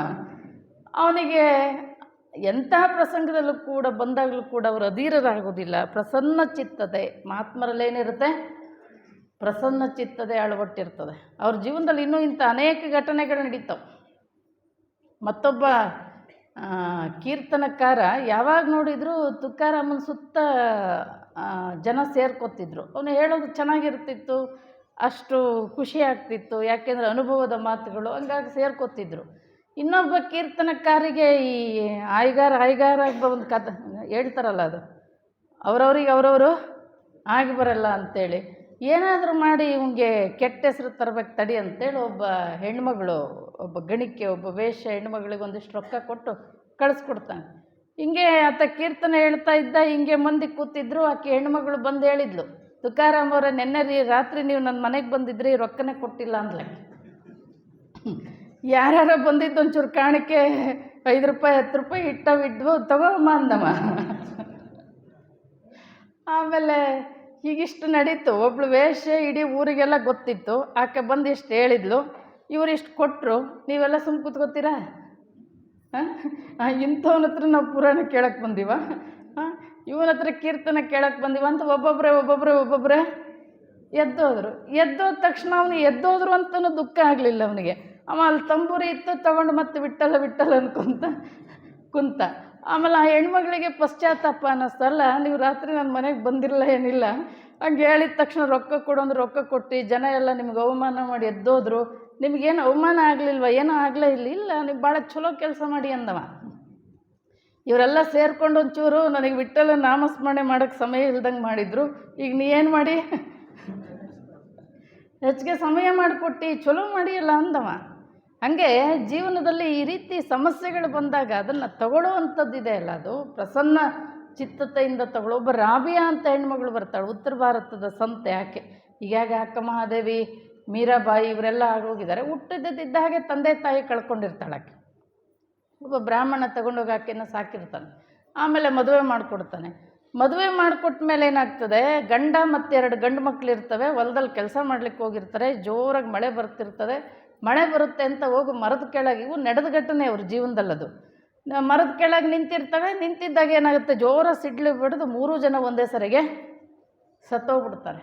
ಆವಾಗ ಆತ ಸಾಕಿದ ತಂದೆ ಏನಿರ್ತಾನಲ್ಲ ಬಂದು ಹೇಳ್ತಾನೆ, ದೇವ್ರು ನಿನಗೆಂಥ ಅವಸ್ಥೆ ತಂದುಬಿಟ್ಟ, ಭಾಳ ನಿನಗೆ ತೊಂದರೆ ಕೊಟ್ಟ ದೇವರು ಅಂತ ಹೇಳ್ತಾನೆ. ಅದಕ್ಕೆ ಕೇಳ್ತಾಳೆ, ಎಲ್ಲಿ ತೊಂದರೆ ಕೊಟ್ಟನೆ?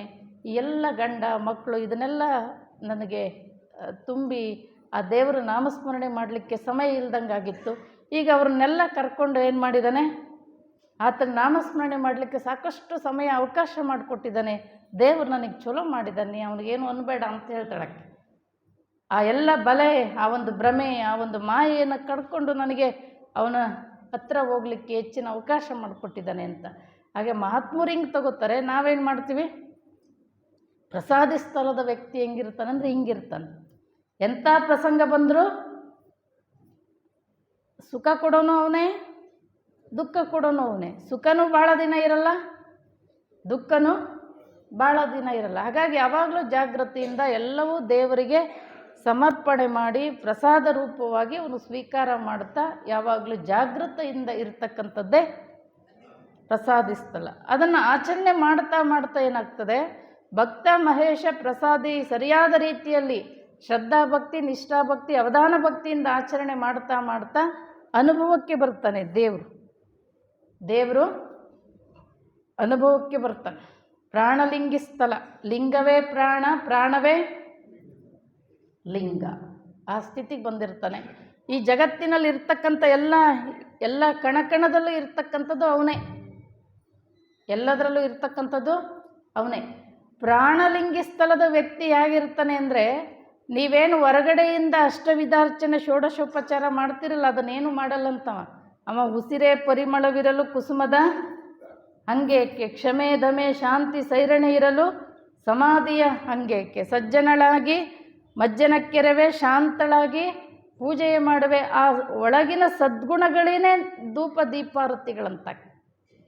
ಪ್ರಾಣಲಿಂಗ ಸ್ಥಳದ ವ್ಯಕ್ತಿಗೆ ಹೊರಗಡೆಯಿಂದ ಏನೂ ಇಲ್ಲ, ಒಳಗಡೆನೇ ನನ್ನಲ್ಲಿರ್ತಕ್ಕಂಥದ್ದು ಅವನೇ, ಹೊರಗಡೆ ಇರ್ತಕ್ಕಂಥ ಎಲ್ಲದರಲ್ಲೂ ಇರ್ತಕ್ಕಂಥದ್ದು ಅವನೇ. ಹಾಗಾಗಿ ಇಡೀ ವಿಶ್ವ ಎಲ್ಲವೂ ಕೂಡ ದೇವರೇ ಅಂತ ಭಾವಿಸಿರ್ತಾನೆ. ಆಮೇಲೆ ಲಿಂಗವನ್ನು ಎಷ್ಟು ಪ್ರೀತಿಸ್ತಾನೆ ಅಂದರೆ, ತನ್ನ ಪ್ರಾಣವನ್ನು ಎಷ್ಟು ಪ್ರೀತಿಸ್ತಾನೆ ಅಷ್ಟು ಲಿಂಗವನ್ನು ಪ್ರೀತಿಸ್ತಾನೆ. ನಾನು ಬೇರೆ ಅಲ್ಲ, ಆತ ಬೇರೆ ಅಲ್ಲ. ಆ ಒಂದು ಎಲ್ಲ ಕಡೆ ಇರ್ತಕ್ಕಂಥದ್ದು ಅವನೇ. ಆಮೇಲೆ ಯಾರಿಗೆ ದುಃಖ ಆದರೂ ಅವನಿಗೆ ದುಃಖ ಆಗುತ್ತದು.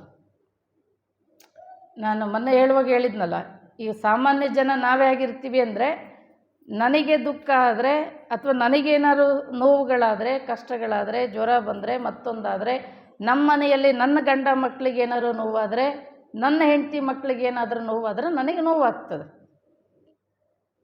ಅಕ್ಕಪಕ್ಕದ ಮನೆಯಲ್ಲಿ ಯಾರಿಗೆ ನೋವಾದರೂ ನನಗೆ ನೋವಾಗಲ್ಲ. ಇದು ಸಾಮಾನ್ಯ ಜನಗಳ, ಪ್ರಾಣಲಿಂಗಿ ಅಲ್ಲದ ಒಬ್ಬ ಸಾಮಾನ್ಯ ಮನುಷ್ಯನ ಗುಣ. ಪ್ರಾಣಲಿಂಗಿಯ ಗುಣ ಹೇಗಿರ್ತದೆ ಅಂದರೆ, ಎಲ್ಲರಲ್ಲೂ ಇರೋದು ಅವನೇ ಅಲ್ಲ,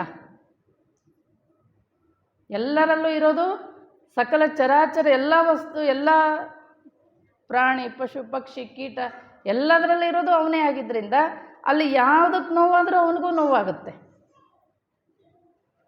ಬಸವಣ್ಣವ್ರು ಹೇಳ್ತಾರೆ, ಕೂಡಲ ಸಂಗಮ ದೇವರ ಮನ ನೊಂದಡೆ ನಾನು ಬೆಂದೆನಯ್ಯ.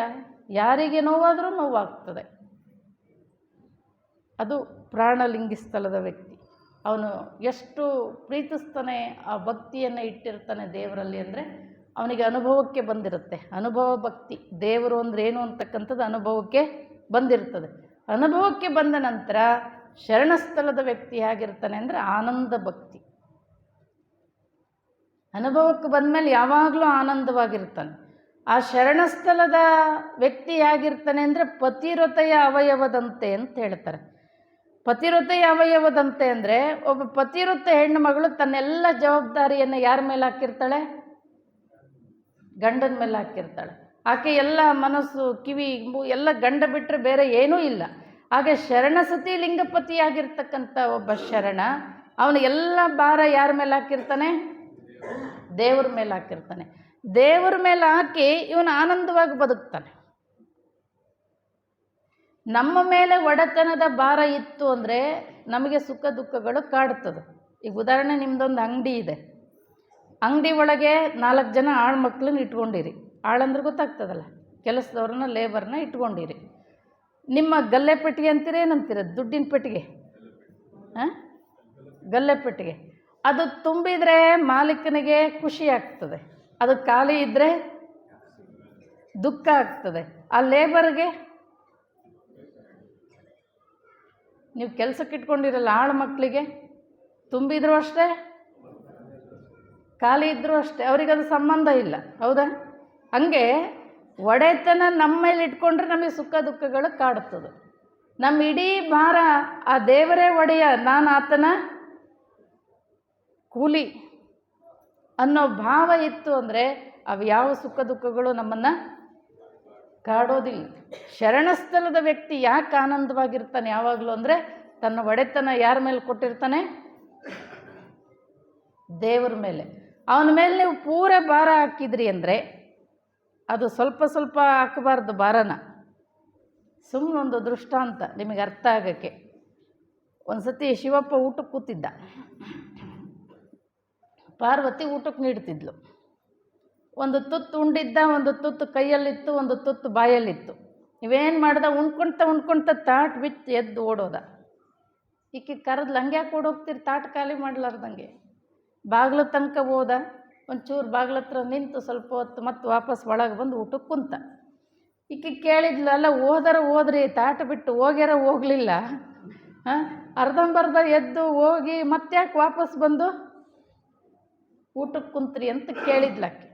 ಅದಕ್ಕಮ್ಮ ಹೇಳ್ದ, ನನ್ನೊಬ್ಬ ಭಕ್ತ 4 ಜನ ಸೇರ್ಕೊಂಡು ಹೊಡಿತಿದ್ರು, ಶಿವನೇ ನನ್ನ ಕಾಪಾಡು, ಶಿವನೇ ನೀನೇ ನನ್ನ ಕಾಪಾಡು ಅಂತೇಳಿ ಎರಡೂ ಕೈ ಮಾಡಿ ಗೋಗರಿತಾ ಇದ್ದ. ಅವನನ್ನು ಕಾಪಾಡೋಣ ಅಂತ ಓಡೋದೆ. ಆಮೇಲೆ ಎದುರಿಗಿದ್ದವ್ರಿಗೆ ಇವನೇ ಕಲ್ಲು ತಗೊಂಡು ನಿಂತ್ಕೊಂಡು ಅವನನ್ನು ರಕ್ಷಣೆ ಮಾಡ್ಕೊಳಕತ್ತಿದ್ದ. ಇನ್ನು ಅವನನ್ನು ರಕ್ಷಣೆ ಮಾಡ್ಕೊಳ್ತಾನೆ, ನನ್ನ ಅವಶ್ಯಕತೆ ಇಲ್ಲ ಅಂತ ನಾನು. ಅರ್ಥ ಆಯ್ತಾ? ನೀವು ಅವನು ಪರಿಪೂರ್ಣವಾಗಿ ವಿಶ್ವಾಸ ಇಟ್ಟರೆ ಅವನು ನಮ್ಮನ್ನು ಕಾಪಾಡ್ತಾನೆ. ಅರ್ಧಂಬರ್ಧ ಇಟ್ಕೊಂಡ್ರೆ ಕೃಷ್ಣ ಆ ಕಥೆಗಳು ಮುಖ್ಯ ಅಲ್ಲ, ಅದರ ಹಿಂದಿನ ತಾತ್ಪರ್ಯ ಅಷ್ಟೇ ಮುಖ್ಯ. ದ್ರೌಪದಿ ದುಶ್ಯಾಸನ ಸೀರೆ ಸೆಳೀತಿರ್ಬೇಕಾರೆ ಈಕಿ ಕೃಷ್ಣ ಕೃಷ್ಣ ಅಂತ ಕೂಗ್ಕೊಂಡ್ಳು. ಒಂದು ಕೈಯ ಬಿಗ್ಗೆಗೆ ಸೀರೆ ಹಿಡಿದಿದ್ಲಂತೆ, ಒಂದು ಕೈಯಲ್ಲಿ ಕೃಷ್ಣ ಕೃಷ್ಣ ಅಂತ ಕೂಗ್ತಿದ್ಲಂತೆ. ಅವಾಗ ರುಕ್ಮಿಣಿ ಹೇಳಿದ್ಲಂತೆ, ಅಷ್ಟೊಂದು ಕರಿತಾಳೆ, ಅಷ್ಟೊಂದು ಕಷ್ಟದಲ್ಲಿದ್ದಾಳೆ, ಹೋಗಬಾರ್ದ ಅಂತ. ಆಕಿನ್ನೂ ಅರ್ಧಂಬರ್ಧ ಕರೀತದಾಳೆ ಅಂತ ಹೇಳಿದ್ನಂತ. ಇನ್ನು ಪೂರ್ಣ ನನ್ನನ್ನು ಕರೆದಿಲ್ಲ, ಇನ್ನು ಅರ್ಧಂಬರ್ಧ ಕರೀತದಾಳೆ, ನಾ ಹಂಗೆಲ್ಲ ಅರ್ಧಂಬರ್ಧ ಕರೆದವ್ರ ಹತ್ರ ಹೋಗೋದಿಲ್ಲ ಅಂತೇಳಿ. ಆಮೇಲೆ ಆಕಿಗೆ ಸಾಧ್ಯನೇ ಇಲ್ಲ ಅಂದಾಗ ಎರಡೂ ಕೈ ಬಿಟ್ಟು ಕೃಷ್ಣ ಅಂತ ಕೂಗಿದಾಗ ಬಟ್ಟೆ ಕೊಟ್ಟ ಅಂತಂದ್ರೆ, ಕಥೆ ಏನೇ ಆಗಿದ್ರು ಇದ್ರ ತಾತ್ಪರ್ಯ ಇಷ್ಟು, ಅವನು ಪರಿಪೂರ್ಣವಾಗಿ ನಂಬಿದಾಗ ಮಾತ್ರ ಅವನು ನಮ್ಮನ್ನು ಕಾಪಾಡ್ತಾನೆ ಅಂತ ಅರ್ಥ. ಹಾಗಾಗಿ ಶರಣಸ್ಥಳದ ವ್ಯಕ್ತಿಯಾಗಿರ್ತಾನೆ ಅಂದರೆ ಪರಿಪೂರ್ಣವಾಗಿ ಅವನನ್ನು ನಂಬಿರ್ತಾನೆ, ಶರಣಾಗತಿಯಾಗಿರ್ತಾನೆ, ಪರಿಪೂರ್ಣವಾದ ವಿಶ್ವಾಸ. ನಾವೆಲ್ಲ ಹೆಂಗೆ ಅಂದರೆ ಒಂಥರ ಸುಮ್ಮನೆ ಬಳಲ್ತಿರ್ತೀವಿ ಎಲ್ಲ ನಮ್ಮ ಮೇಲೆ ಹಾಕ್ಕೊಂಡು. ಒಬ್ಬನ ಯಾರೋ ಕುದುರೆ ಮೇಲೆ ಕೂತಿದ್ದ, ಒಂದು ದೊಡ್ಡ ಹುಲ್ಲಿನ ಹೊರೆ ಕುದುರೆ ಮೇಲೆ ಇಟ್ಕೊಂಡು ಅವನು ಕೂತ್ಕೊಂಡು ಹೊಂಟಿದ್ದ. ಹೋಗುವಾಗ ಏನಾಯ್ತು ಅಂದರೆ ದಾರಿಯಲ್ಲೊಬ್ಬ, ಅಲ್ಲ ಕುದುರೆ ಮೂಕ್ ಪ್ರಾಣಿ ಮಾತು ಬರಲ್ಲ ಅಂದ್ಕೊಂಡು ನೀನೂ ಕೂತ್ಕೊಂಡು ಅಷ್ಟು ದಪ್ಪ ಹೊರೆನೂ ಇಟ್ಕೊಂಡು ಎಂಥ ಮನುಷ್ಯ ನೀನು ಅಂತ ಬೈದ ತಕ್ಷಣ ಇವನಿಗೆ ಅನ್ನಿಸ್ತು, ಹೌದಲ್ಲ ಕುದುರೆಗೆ ಭಾರ ಆಗಿದಲ್ಲ ಅಂತೇಳಿ ಅವನು ಕುದುರೆ ಮೇಲೆ ಕೂತ್ಕೊಂಡು ಆ ಹೊರೆ ತನ್ನ ತಲೆ ಮೇಲೆ ಹೊತ್ಕೊಂಡ. ಅವನು ಕುಂತಿರೋದು, ಅವನು ಕುದುರೆ ಮೇಲೆ ಕುಂತಾನೆ. ಮೊದಲು ಅವನಾರ ನೆಮ್ಮದಿಯಾಗಿದ್ದ, ಈಗ ಹಾಗೆ ನಮ್ಮ ಪರಿಸ್ಥಿತಿ ಇದು. ಪರಿಪೂರ್ಣವಾಗಲಿ ಯಾವಾಗಲೂ ಮನುಷ್ಯ ನಾನು, ನನ್ನದು, ನನ್ನಿಂದ, ನನಗೆ, ಇವೆಲ್ಲ ಏನು ಮಮಕಾರ, ಇವೆಲ್ಲ ಏನಿದಾವಲ್ಲ, ಲೋಭ, ಮೋಹ, ಇವನ್ನೆಲ್ಲವನ್ನು ಬಿಟ್ಟು ಒಂದಿಷ್ಟು ಸಮರ್ಪಣಾ ಭಾವದಿಂದ ಭಗವಂತನ ಮೇಲೆ ವಿಶ್ವಾಸ ಇಟ್ಟು ನಮ್ಮೆಲ್ಲ ಭಾರ ಅವನ ಮೇಲೆ ಹಾಕಿದರೆ ನಾವು ಜಗತ್ತಿನಲ್ಲಿ ನಿಶ್ಚಿಂತೆಯಾಗಿ ಬದುಕಲಿಕ್ಕೆ ಸಾಧ್ಯ. ಮಹಾತ್ಮರೆಲ್ಲ ಬದುಕಿದ್ದು ಹಂಗೆ. ಮನುಷ್ಯನಿಗೆ ನಾನು ನಂದು ಅಂದರೆ ದುಃಖ, ಅದೆಲ್ಲ ನಿಂದು ಅಂದರೆ ಸುಮ್ಮನೆ. ಯಾಕೆ ದೃಷ್ಟಾಂತ ಕೊಡ್ತೀನಿ ಅಂದರೆ ಈ ಬರೀ ತತ್ವಗಳು ಹೇಳಿದರೆ ಒಂದಿಷ್ಟು. ಒಬ್ಬಂದು ಮನೆ ಬೆಂಕಿ ಹತ್ತಿ ಉರಿತಿತ್ತು, ಮನೆ ಬೆಂಕಿ ಹತ್ತಿ ಉರಿತಿತ್ತು. ಅವನು ಬೀದರ್ನಲ್ಲಿ ಮನೆ ಇಲ್ಲ, ಹೈದರಾಬಾದ್ನಲ್ಲಿ ಮನೆ ತೊಗೊಂಡಿದ್ದ ಅಂತ ಇಟ್ಕೋರಿ. ಜೈರಾಬಾದ್ನಲ್ಲಿ ಇದ್ದಾನೆ ಅಜ್ಜ, ಹೈದರಾಬಾದ್ನಲ್ಲಿ ಮನೆ ತೊಗೊಂಡಿದ್ದ. ಒಬ್ಬ ಮಗ ಹೈದರಾಬಾದ್ನಲ್ಲಿದ್ದ. ಆಮೇಲೆ ಅವನ ಮನೆ ಎಲ್ಲ ಅವನ ಮಗನ ಹೆಸರಿಗೆ ಮಾಡಿದ್ದ. ಒಂದು ದಿನ ಯಾರೋ ಫೋನ್ ಮಾಡಿದರೆ, ನಿನ್ನ ಮನೆಗೆ ಇದು ಕರೆಂಟ್ ಶಾರ್ಟ್ ಸರ್ಕ್ಯೂಟ್ ಆಗಿದೇನೋ, ಬೆಂಕಿ ಹತ್ತಿ ಉರಿತಾ ಐತೆ ಅಂತ. ತಕ್ಷಣಕ್ಕೆ ಓಡೋದ, ಹೋಗಿ ನೋಡ್ದ, ಮನೆ ಬೆಂಕಿ ಹತ್ತಿ ಉರಿತಾ ಇತ್ತು. ಉಳ್ಳಾಡಿ ಹೇಳೋಕ್ಕೆ ಶುರು ಮಾಡ್ದ. ನಾ ಎಷ್ಟೆಲ್ಲ ಜೀವನ ರಿಟೈರ್ಡ್ ಆಗಿ ಎಲ್ಲ ಬಂದಿದ್ದನ್ನು ಕೂಡಿಟ್ಟು ಮನೆ ತಗೊಂಡಿದ್ದೆ, ಅಯ್ಯೋ ಬೆಂಕಿ ಹತ್ತಿ ಉರಿತಾ ಇತ್ತಲ್ಲ ಅಂತ ಉಳ್ಳಾಡಿ ಅಳ್ತಿದ್ದ. ಅಲ್ಲೊಬ್ಬ ಸ್ನೇಹಿತ ಇದ್ದ, ಬಂದು ಅವನು ಉಳ್ಳಾಡಿ ಹೇಳೋದು ನೋಡಿ, ಯಾಕೆ ಅಳ್ತಾ ಇದ್ದಿ ಅಂತ ಕೇಳ್ದ. ಕಾಣಿಸ್ತಾ ಇಲ್ವ ನಿನಗೆ? ಇಷ್ಟು ಬೆಂಕಿ ಹತ್ತಿ ಉರಿತಾ ಇದೆ ನೋಡಿಲ್ಲಿ, ನಾ ಎಷ್ಟು ಕಷ್ಟಪಟ್ಟಿದ್ದೆ ಈ ಮನೆ ತಗೊಳ್ಳೋಕ್ಕೆ, ನಿನಗೆ ಗೊತ್ತಿದೆ ಅಲ್ಲ ಅಂತ ಅಳ್ತಿದ್ದ. ಅಳುವಾಗ ಸ್ನೇಹಿತ ಹೇಳ್ದ, ಇಲ್ಲ ನಿನ್ನ ಮಗ ಈಗ 1-2 ತಿಂಗಳಿಂದ ಇದನ್ನು ಬೇರೆಯವ್ರಿಗೆ ಮಾರಿದಾನೆ ಅಂತ ಹೇಳ್ದ. 1-2 ತಿಂಗಳಿಂದ ನಿನ್ನ ಮಗ ಈ ಮನೇನ ಬೇರೆಯವರಿಗೆ ಮಾರಿದಾನೆ ಅಂತ. ಉಳ್ಳಾಡಿ ಅಳುತ್ತಿದ್ದವನು ಇದ್ದದಿದ್ದಂಗೆ ಅಳು ನಿಂತು ಬಿಡ್ತು. ಈಗಲೂ ಆ ಮನೆ ಬೆಂಕಿ ಹತ್ತಿ ಉರಿತಾ ಐತೆ, ಆದರೆ ಯಾಕೆ ಅಳು ನಿಲ್ತವನಿಗೆ?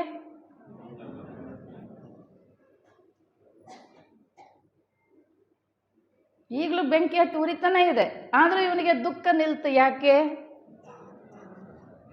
ಯಾಕ್ರಿ? ನಂದಲ್ಲ. ದುಃಖ ಯಾಕಾಗಿತ್ತು ಇಲ್ಲಿವರೆಗೆ?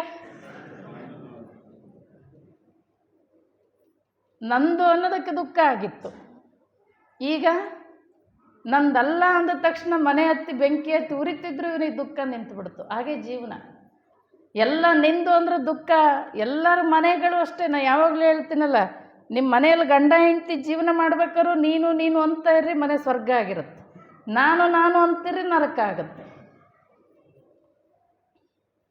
ಗಂಡ ಯಾವಾಗಲೂ ಹೆಂಡ್ತಿಗೆ ಹೇಳ್ತಿರ್ಬೇಕು, ಎಲ್ಲ ನಿನ್ನಿಂದಲೇ. ನಮ್ಮ ಕನ್ನಡದಲ್ಲಿ ಒಂದು ಹಾಡೈತೆ, ಎಲ್ಲ ನಿನ್ನಿಂದ, ನೀ ಬಂದ ಮೇಲೆ ನಮ್ಮನೆ ಇಷ್ಟು ಸಮೃದ್ಧಿಯಾಗಿರೋದು, ನೀ ಕಾಲಿಟ್ಟು ಗಳಿಗೆನೆ ಅಂದು ನೋಡ್ರಿ, ಮನೆ ಜಗಳನೇ ಇರೋದಿಲ್ಲ. ಮತ್ತು ಅವರಷ್ಟೇ ಅನ್ಬೇಕಲ್ಲ, ನೀವು ಅವ್ರಿಗೆ ಅನ್ಬೇಕು, ನಾ ಎಲ್ಲ ಸುಖ ಸಂತೋಷ ಎಲ್ಲನೂ ಕಂಡಿದ್ದು ನಿಮ್ಮಿಂದ ಅಂತ ಹೆಂಡತಿ ಗಂಡನಿಗೆ ಹೇಳ್ತಿರ್ಬೇಕು. ಬರೀ ಇಷ್ಟೇ ಇದು ವ್ಯತ್ಯಾಸ. ನನ್ನಿಂದ ಬಿಟ್ಟು ನಿನ್ನಿಂದ ಅಂದರೆ ಮನೆ ಸ್ವರ್ಗ ಇರುತ್ತೆ. ಇಡೀ ಜೀವನ ಅಷ್ಟೇ. ನನ್ನಿಂದ ಅಂದರೆ ದುಃಖ, ನಿನ್ನಿಂದ ಅಂದರೆ ಸುಖ. ಶರಣಸ್ಥಳದ ವ್ಯಕ್ತಿ ಯಾವಾಗಲೂ ಯಾಕೆ ಆನಂದವಾಗಿರ್ತಾನೆ ಅಂದರೆ ಅದು ನಿನ್ನಿಂದ. ಆನಂದ ಭಕ್ತಿ. ಎಲ್ಲ ಭಾರ ಯಾರ ಮೇಲೆ ಹಾಕಿರ್ತಾನೆ? ದೇವ್ರ ಮೇಲೆ ಹಾಕಿರ್ತಾನೆ. ಆರಾಮಿರ್ತಾನೆ ಆತ. ಎಲ್ಲ ಕಾಪಾಡೋದು, ಕೊಲ್ಲೋದು, ಕಾಯೋದು ಎಲ್ಲನೂ ಅವನ ಕೈಯೆಲ್ಲ ಇದೆ. ಒಬ್ಬ ನಾರದ ಕೈಲಾಸಕ್ಕೆ ಕೊಟ್ಟಿದ್ದ ಒಂದು 4-5 ಜನ ಕುಂತು ತಪಸ್ಸು ಮಾಡ್ತಿದ್ರು ಹಿಮಾಲಯದಲ್ಲಿ. ತಪಸ್ಸು ಮಾಡುವಾಗ ಒಬ್ಬ ಕೇಳ್ದ, ನಾರದ್ರೆ ಎಲ್ಲಿಗೆ ಹೊಂಟೀರಿ ಅಂತ ಕೇಳ್ದ. ನಾನು ಕೈಲಾಸಕ್ಕೆ ಹೊಂಟೀನಿ ಅಂತ ಹೇಳ್ದ. ಅವಾಗ ಒಬ್ಬನ ಹೇಳ್ದ, ನೋಡು ದೇವರು ನನಗೆ ಯಾವಾಗ ಮುಕ್ತಿ ಕೊಡ್ತಾನೆ, ನೀನು ಎಷ್ಟು ಜನ್ಮಕ್ಕೆ ಕೊಡ್ತಾನೆ ಕೇಳ್ಕೊಂಬ ಅಂತ ಹೇಳ್ದ. ಒಬ್ಬ ಕುಡ್ಕೊಂತ ಮಾಡ್ತಿದ್ದ. ಆಯಿತು ಅಂದ. ಮುಂದೊಬ್ಬನ ಬಂದ, ಅವನು ಒಬ್ಬ ಅಲ್ಲಿ ಭಜನೆ ಮಾಡ್ತಿದ್ದ. ಅವನು ಹೇಳ್ದ, ನಾರದ್ರೆ ಎಲ್ಲಿಗೆ ಹೊಂಟೀರಿ, ನಾನು ಕೈಲಾಸಕ್ಕೆ ಕೊಟ್ಟೇನೆ, ಯಾವಾಗ ಮುಕ್ತಿ ಕೊಡ್ತಾನೆ ಕೇಳ್ಕೊಂಬರ್ರಿ ಅಂತ ಹೇಳ್ದ. ಆಮೇಲೆ ವಾಪಸ್ ಬರುವಾಗ ಕೇಳ್ದ ಮೊದಲನೇವನು, ಏನು ಕೇಳಿದ್ರ, ಯಾವಾಗ ಮುಕ್ತಿ 4 ಜನ್ಮಕ್ಕೆ ಕೊಡ್ತಾನಂತೆ, ಇನ್ನು 4 ಜನ್ಮಕ್ಕೆ ಬೈಯಕ್ಕೆ ಶುರು ಮಾಡ್ದ ಇವ. 4 ಜನ್ಮಕ್ಕೆ ಇಷ್ಟು ಭಕ್ತಿಯಿಂದ ಮಾಡಿದ್ರು ದೇವ್ರಿಗೆ ನನ್ನ ಮೇಲೆ, ಹಂಗೆ ಹಿಂಗೆ ಅಂತ ಒಟ್ಟ ಬೈತಿದ್ದ. ಆಮೇಲೆ ಮತ್ತೊಬ್ಬನ ಕೇಳಿದ್ರೆ ನಾರದ್ರೆ ಅಂತ. ಅದಕ್ಕೆ ಹೇಳ್ದ, ಸೂಜಿ ಒಳಗೆ ದೇವರು ಆನೆ ತೂರಿಸೋ ಪ್ರಯತ್ನ ಮಾಡ್ತದಾನೆ, ಆನೆ ತೂರಿಸಿದ ಮೇಲೆ ನಿನಗೆ ಮುಕ್ತಿ ಕೊಡ್ತಾನಂತೆ ಅಂತ. ಆವಾಗ ಹೌದಾ, ಅಷ್ಟು ಬೇಗ ನನಗೆ ಮುಕ್ತಿ ಕೊಡ್ತಾನಂತ ಖುಷಿಯಾಗಿ ಅವನು ಮತ್ತೆ ನಾಮಸ್ಮರಣೆ ಮಾಡೋಕ್ಕೆ ಶುರು ಮಾಡ್ದ. ನಾರದ ಕೇಳ್ದ, ಏನು ನಿನಗೆ ನಂಬಿಕೆ ಬಂದುಬಿಡ್ತಾ ಅಂತ. ಅದಕ್ಕೆ ಆನೆ ಮಾಡಿದವನು ಅವನೇ, ಸೂಜಿ ಮಾಡಿದವನು ಅವನೇ, ಅವನು ಮನಸ್ಸು ಮಾಡಿದ್ರೆ ಏನು ಬೇಕಾದ್ರೂ ಮಾಡ್ತಾನೆ ಅಂತ. ಹಂಗೆ ದೇವ್ರ ಮೇಲೆ ನಮಗೆ ಯಾವಾಗ ಏನಿರಬೇಕು, ವಿಶ್ವಾಸ ಇರಬೇಕು. ದೇವ್ರ ಮೇಲೆ ವಿಶ್ವಾಸ ಇಟ್ವಿ ಅಂದರೆ ಖಂಡಿತ ನೀವು ಇನ್ನು ಮೇಲಿಂದ ನಂಬಿಕೆ ಇಟ್ಟು ನೋಡ್ರಿ, ಎಲ್ಲವನ್ನೂ ಕೊಡುವಂಥ ಶಕ್ತಿ ನಿಮ್ಮ ಲಿಂಗಯ್ಯನಲ್ಲಿದೆ. ನಾ ಹೇಳಿದ್ನಲ್ಲ, ನೀವು ಅವನನ್ನು ನಂಬಿದರೆ ನಿಮ್ಮನ್ನು ನೀವು ಗಾಳಿಯಲ್ಲಿರಲಿ, ಮಳೆಯಲ್ಲಿರಲಿ, ಸಿಡ್ಲು ಎಂತಹ ಪ್ರಸಂಗದಲ್ಲಿದ್ದರೂ ಕೂಡ ಅವನು ನಿಮ್ಮನ್ನು ತಾಯಿ ಮಕ್ಕಳನ್ನು ಕಾಪಾಡ್ದಂಗೆ ಕಾಪಾಡ್ತಾನೆ. ಆದರೆ ವಿಶ್ವಾಸ ಅನ್ನೋದು ಬಹಳ ಮುಖ್ಯವಾಗಿ ಬೇಕಾಗಿರ್ತಕ್ಕಂಥದ್ದು. ಹಾಗಾಗಿ ಯಾವಾಗಲೂ ಆತ ಆನಂದ ಭಕ್ತಿಯಿಂದ ಪೂಜೆ ಮಾಡ್ತಾ ಏನಾಗ್ತದೆ ಅಂದರೆ ಐಕ್ಯ ಸ್ಥಳಕ್ಕೆ ಬರ್ತಾನೆ. ಅದು ಸಮರಸ ಭಕ್ತಿ. ಸಮರಸ ಭಕ್ತಿ ಅಂದರೆ ನಾನು ಬೇರೆ ಅಲ್ಲ, ದೇವರು ಬೇರೆ ಅಲ್ಲ, ನೀರಿನೊಳಗೆ ನೀರು ಬೆರೆತಂಗೆ, ಹಾಲಿನೊಳಗೆ ಹಾಲು ಬೆರೆತಂಗೆ, ರವಿ ರಶ್ಮಿ ಅಂತೆ, ಚಂದ್ರ ಚಂದ್ರಿಕೆ ಅಂತ, ದೀಪ ದೀಪ್ತಿ ಅಂತೆ ಅಂತ ಹೆಂಗೆ ಹೇಳ್ತೀವಿ, ಅವು ಎರಡು ಹೆಂಗೆ ಬೇರೆ ಮಾಡಲಿಕ್ಕೆ ಬರೋದಿಲ್ಲ. ಆ ಒಂದು ಮಟ್ಟಕ್ಕೆ ತನ್ನಲ್ಲಿರ್ತಕ್ಕಂಥ ಎಲ್ಲ ಗುಣಗಳನ್ನು ಕಳ್ಕೊಂಡು, ಇವು ಮಧ್ಯಂತರದಲ್ಲಿ ಬಂದಿರತಕ್ಕಂಥ ಮಾಯೆಗಳಿವು. ನಾ ಹೇಳಿದೆ ಮೊನ್ನೆ, ಒಂದು ಜೀವನದ ನಶ್ವರತೆ ಹೇಳ್ಬೇಕಾದ್ರೆ ನಮ್ಮ ಚಂದಿಮರಸನ ವಚನ ತಗೊಂಡು ಹೇಳಿದೆ, ಅವನೇ ಬೇಕು ಅಂತ ಬಿಟ್ಟಿರ್ತಾನೆ, ಒಡ್ಡಿರ್ತಾನೆ ಆಮಿಷಗಳನ್ನು. ಇವೆಲ್ಲ ಕಾಮ, ಕ್ರೋಧ, ಲೋಭ, ಮೋಹ, ಮದ ಮತ್ಸರ, ಶ್ರೀಮಂತಿಕೆ, ಸಂಪತ್ತು ಏನೇನಿದೆ ಅಲ್ಲ, ಅವನೇ ಬೇಕು ಅಂತ ಬಿಟ್ಟಿರ್ತಾನೆ. ನಾನು ಯಾವಾಗೂ ಹೇಳುವಾಗ ಒಂದು ದೃಷ್ಟಾಂತ ಹೇಳಿದ್ದೆ. ಒಬ್ಬ ಹೆಣ್ಣುಮಗಳು ತನ್ನೊಂದು 3 ವರ್ಷದ ಮಗುನ ಬಿಟ್ಟು ಇಲ್ಲಿಗೆ ಪ್ರವಚನಕ್ಕೆ ಬಂದಾಳೆ ಅಂತ ಇಟ್ಕೋರಿ. ಪ್ರವಚನಕ್ಕೆ ಬಂದಾಳೆ, ಅಲ್ಲಿ ಮಗುನ ಎದ್ರೆ ನೋಡ್ಕೊ ಅಂತ ಹೇಳಿ ಬಂದಿದ್ದಾಳೆ. ಆಕೆ ಇಲ್ಲಿ ಬಂದ ಮೇಲೆ ಮಗು ಎದ್ದು ಅಳಕ್ಕೆ ಶುರು ಮಾಡುತ್ತದೆ. ಮಗು ಎದ್ದು ಅಳಕ್ಕೆ ಶುರು ಮಾಡಿದಾಗ ಮನೆಯಲ್ಲಿದ್ದವ್ರು ಏನು ಮಾಡ್ತಾರೆ, ಅವರವು ಬರೋ ತನಕ ಅವ್ರ ತಾಯಿಯನ್ನು ಮರೆಸೋಣ ತಡಿ ಅಂತೇಳಿ ಮನೆಯಲ್ಲಿರೋ ಏನೋ peppermint, chocolate, biscuit, cake, bed ಇಂಥವೇನಾದರೂ ಕೊಟ್ಟು, ಆಟ ಸಾಮಾನುಗಳು ಕೊಟ್ಟು ತಾಯಿಯನ್ನು ಮರೆಸಲಿಕ್ಕೆ ಪ್ರಯತ್ನ ಪಡ್ತಾಳೆ. ಒಂದು ಪ್ರಕಾರದ ಮಗು ಹೇಗಿರುತ್ತೆ ಅಂದರೆ, ಆಟ ಸಾಮಾನುಗಳ ಜೊತೆ ಆಟ ಆಡ್ತಾ ಪೇಪರ್ಮೆಂಟ್, ಚಾಕ್ಲೇಟ್ ಇವನ್ನೆಲ್ಲ ತಿಂತ ತಾಯಿಯನ್ನು ಮರೆತು ಬಿಡುತ್ತೆ. ಇದು ಒಂದು ಪ್ರಕಾರದ ಮಗು. ಎರಡನೇ ಪ್ರಕಾರದ ಮಗು ಹೇಗೆ ಅಂದರೆ, ಆಟ ಸಾಮಾನುಗಳ ಜೊತೆ ಆಟ ಆಡ್ತಾ ಇವನ್ನೆಲ್ಲ ತಿಂತ ನನಗೆ ಅವು ಬೇಕು ಅಂತ ಹೇಳ್ತಿರುತ್ತೆ. ಇದು ಎರಡನೇ ಪ್ರಕಾರದ ಮಗು.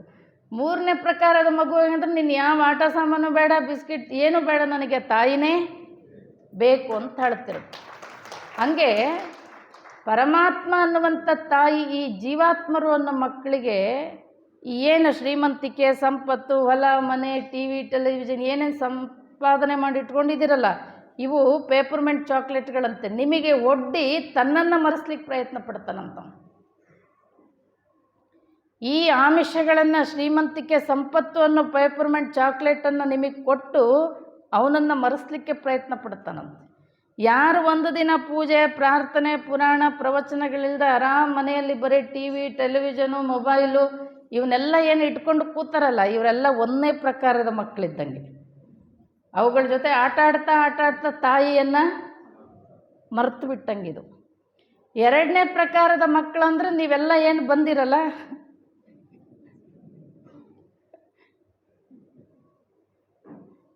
ಆಟ ಸಾಮಾನುಗಳ ಜೊತೆ ಆಟ ಆಡ್ತಾ ಪೇಪರ್ಮೆಂಟ್ ಚಾಕ್ಲೇಟು ತಿಂತಾ ನನಗೆ ತಾಯಿ ಬೇಕು ಅಂತ ಅಳ್ತಿರುತ್ತಲ್ಲ, ನೀವು ನಿಮ್ಮ ಸಂಸಾರ ನಿಮ್ಮ ಇವುಗಳ ಜೊತೆನೂ ಬಿಡಿಸ್ಕೊಂಡು ನೀವೇನು ಪ್ರವಚನಕ್ಕೆ ಬಂದಿರಲ್ಲ.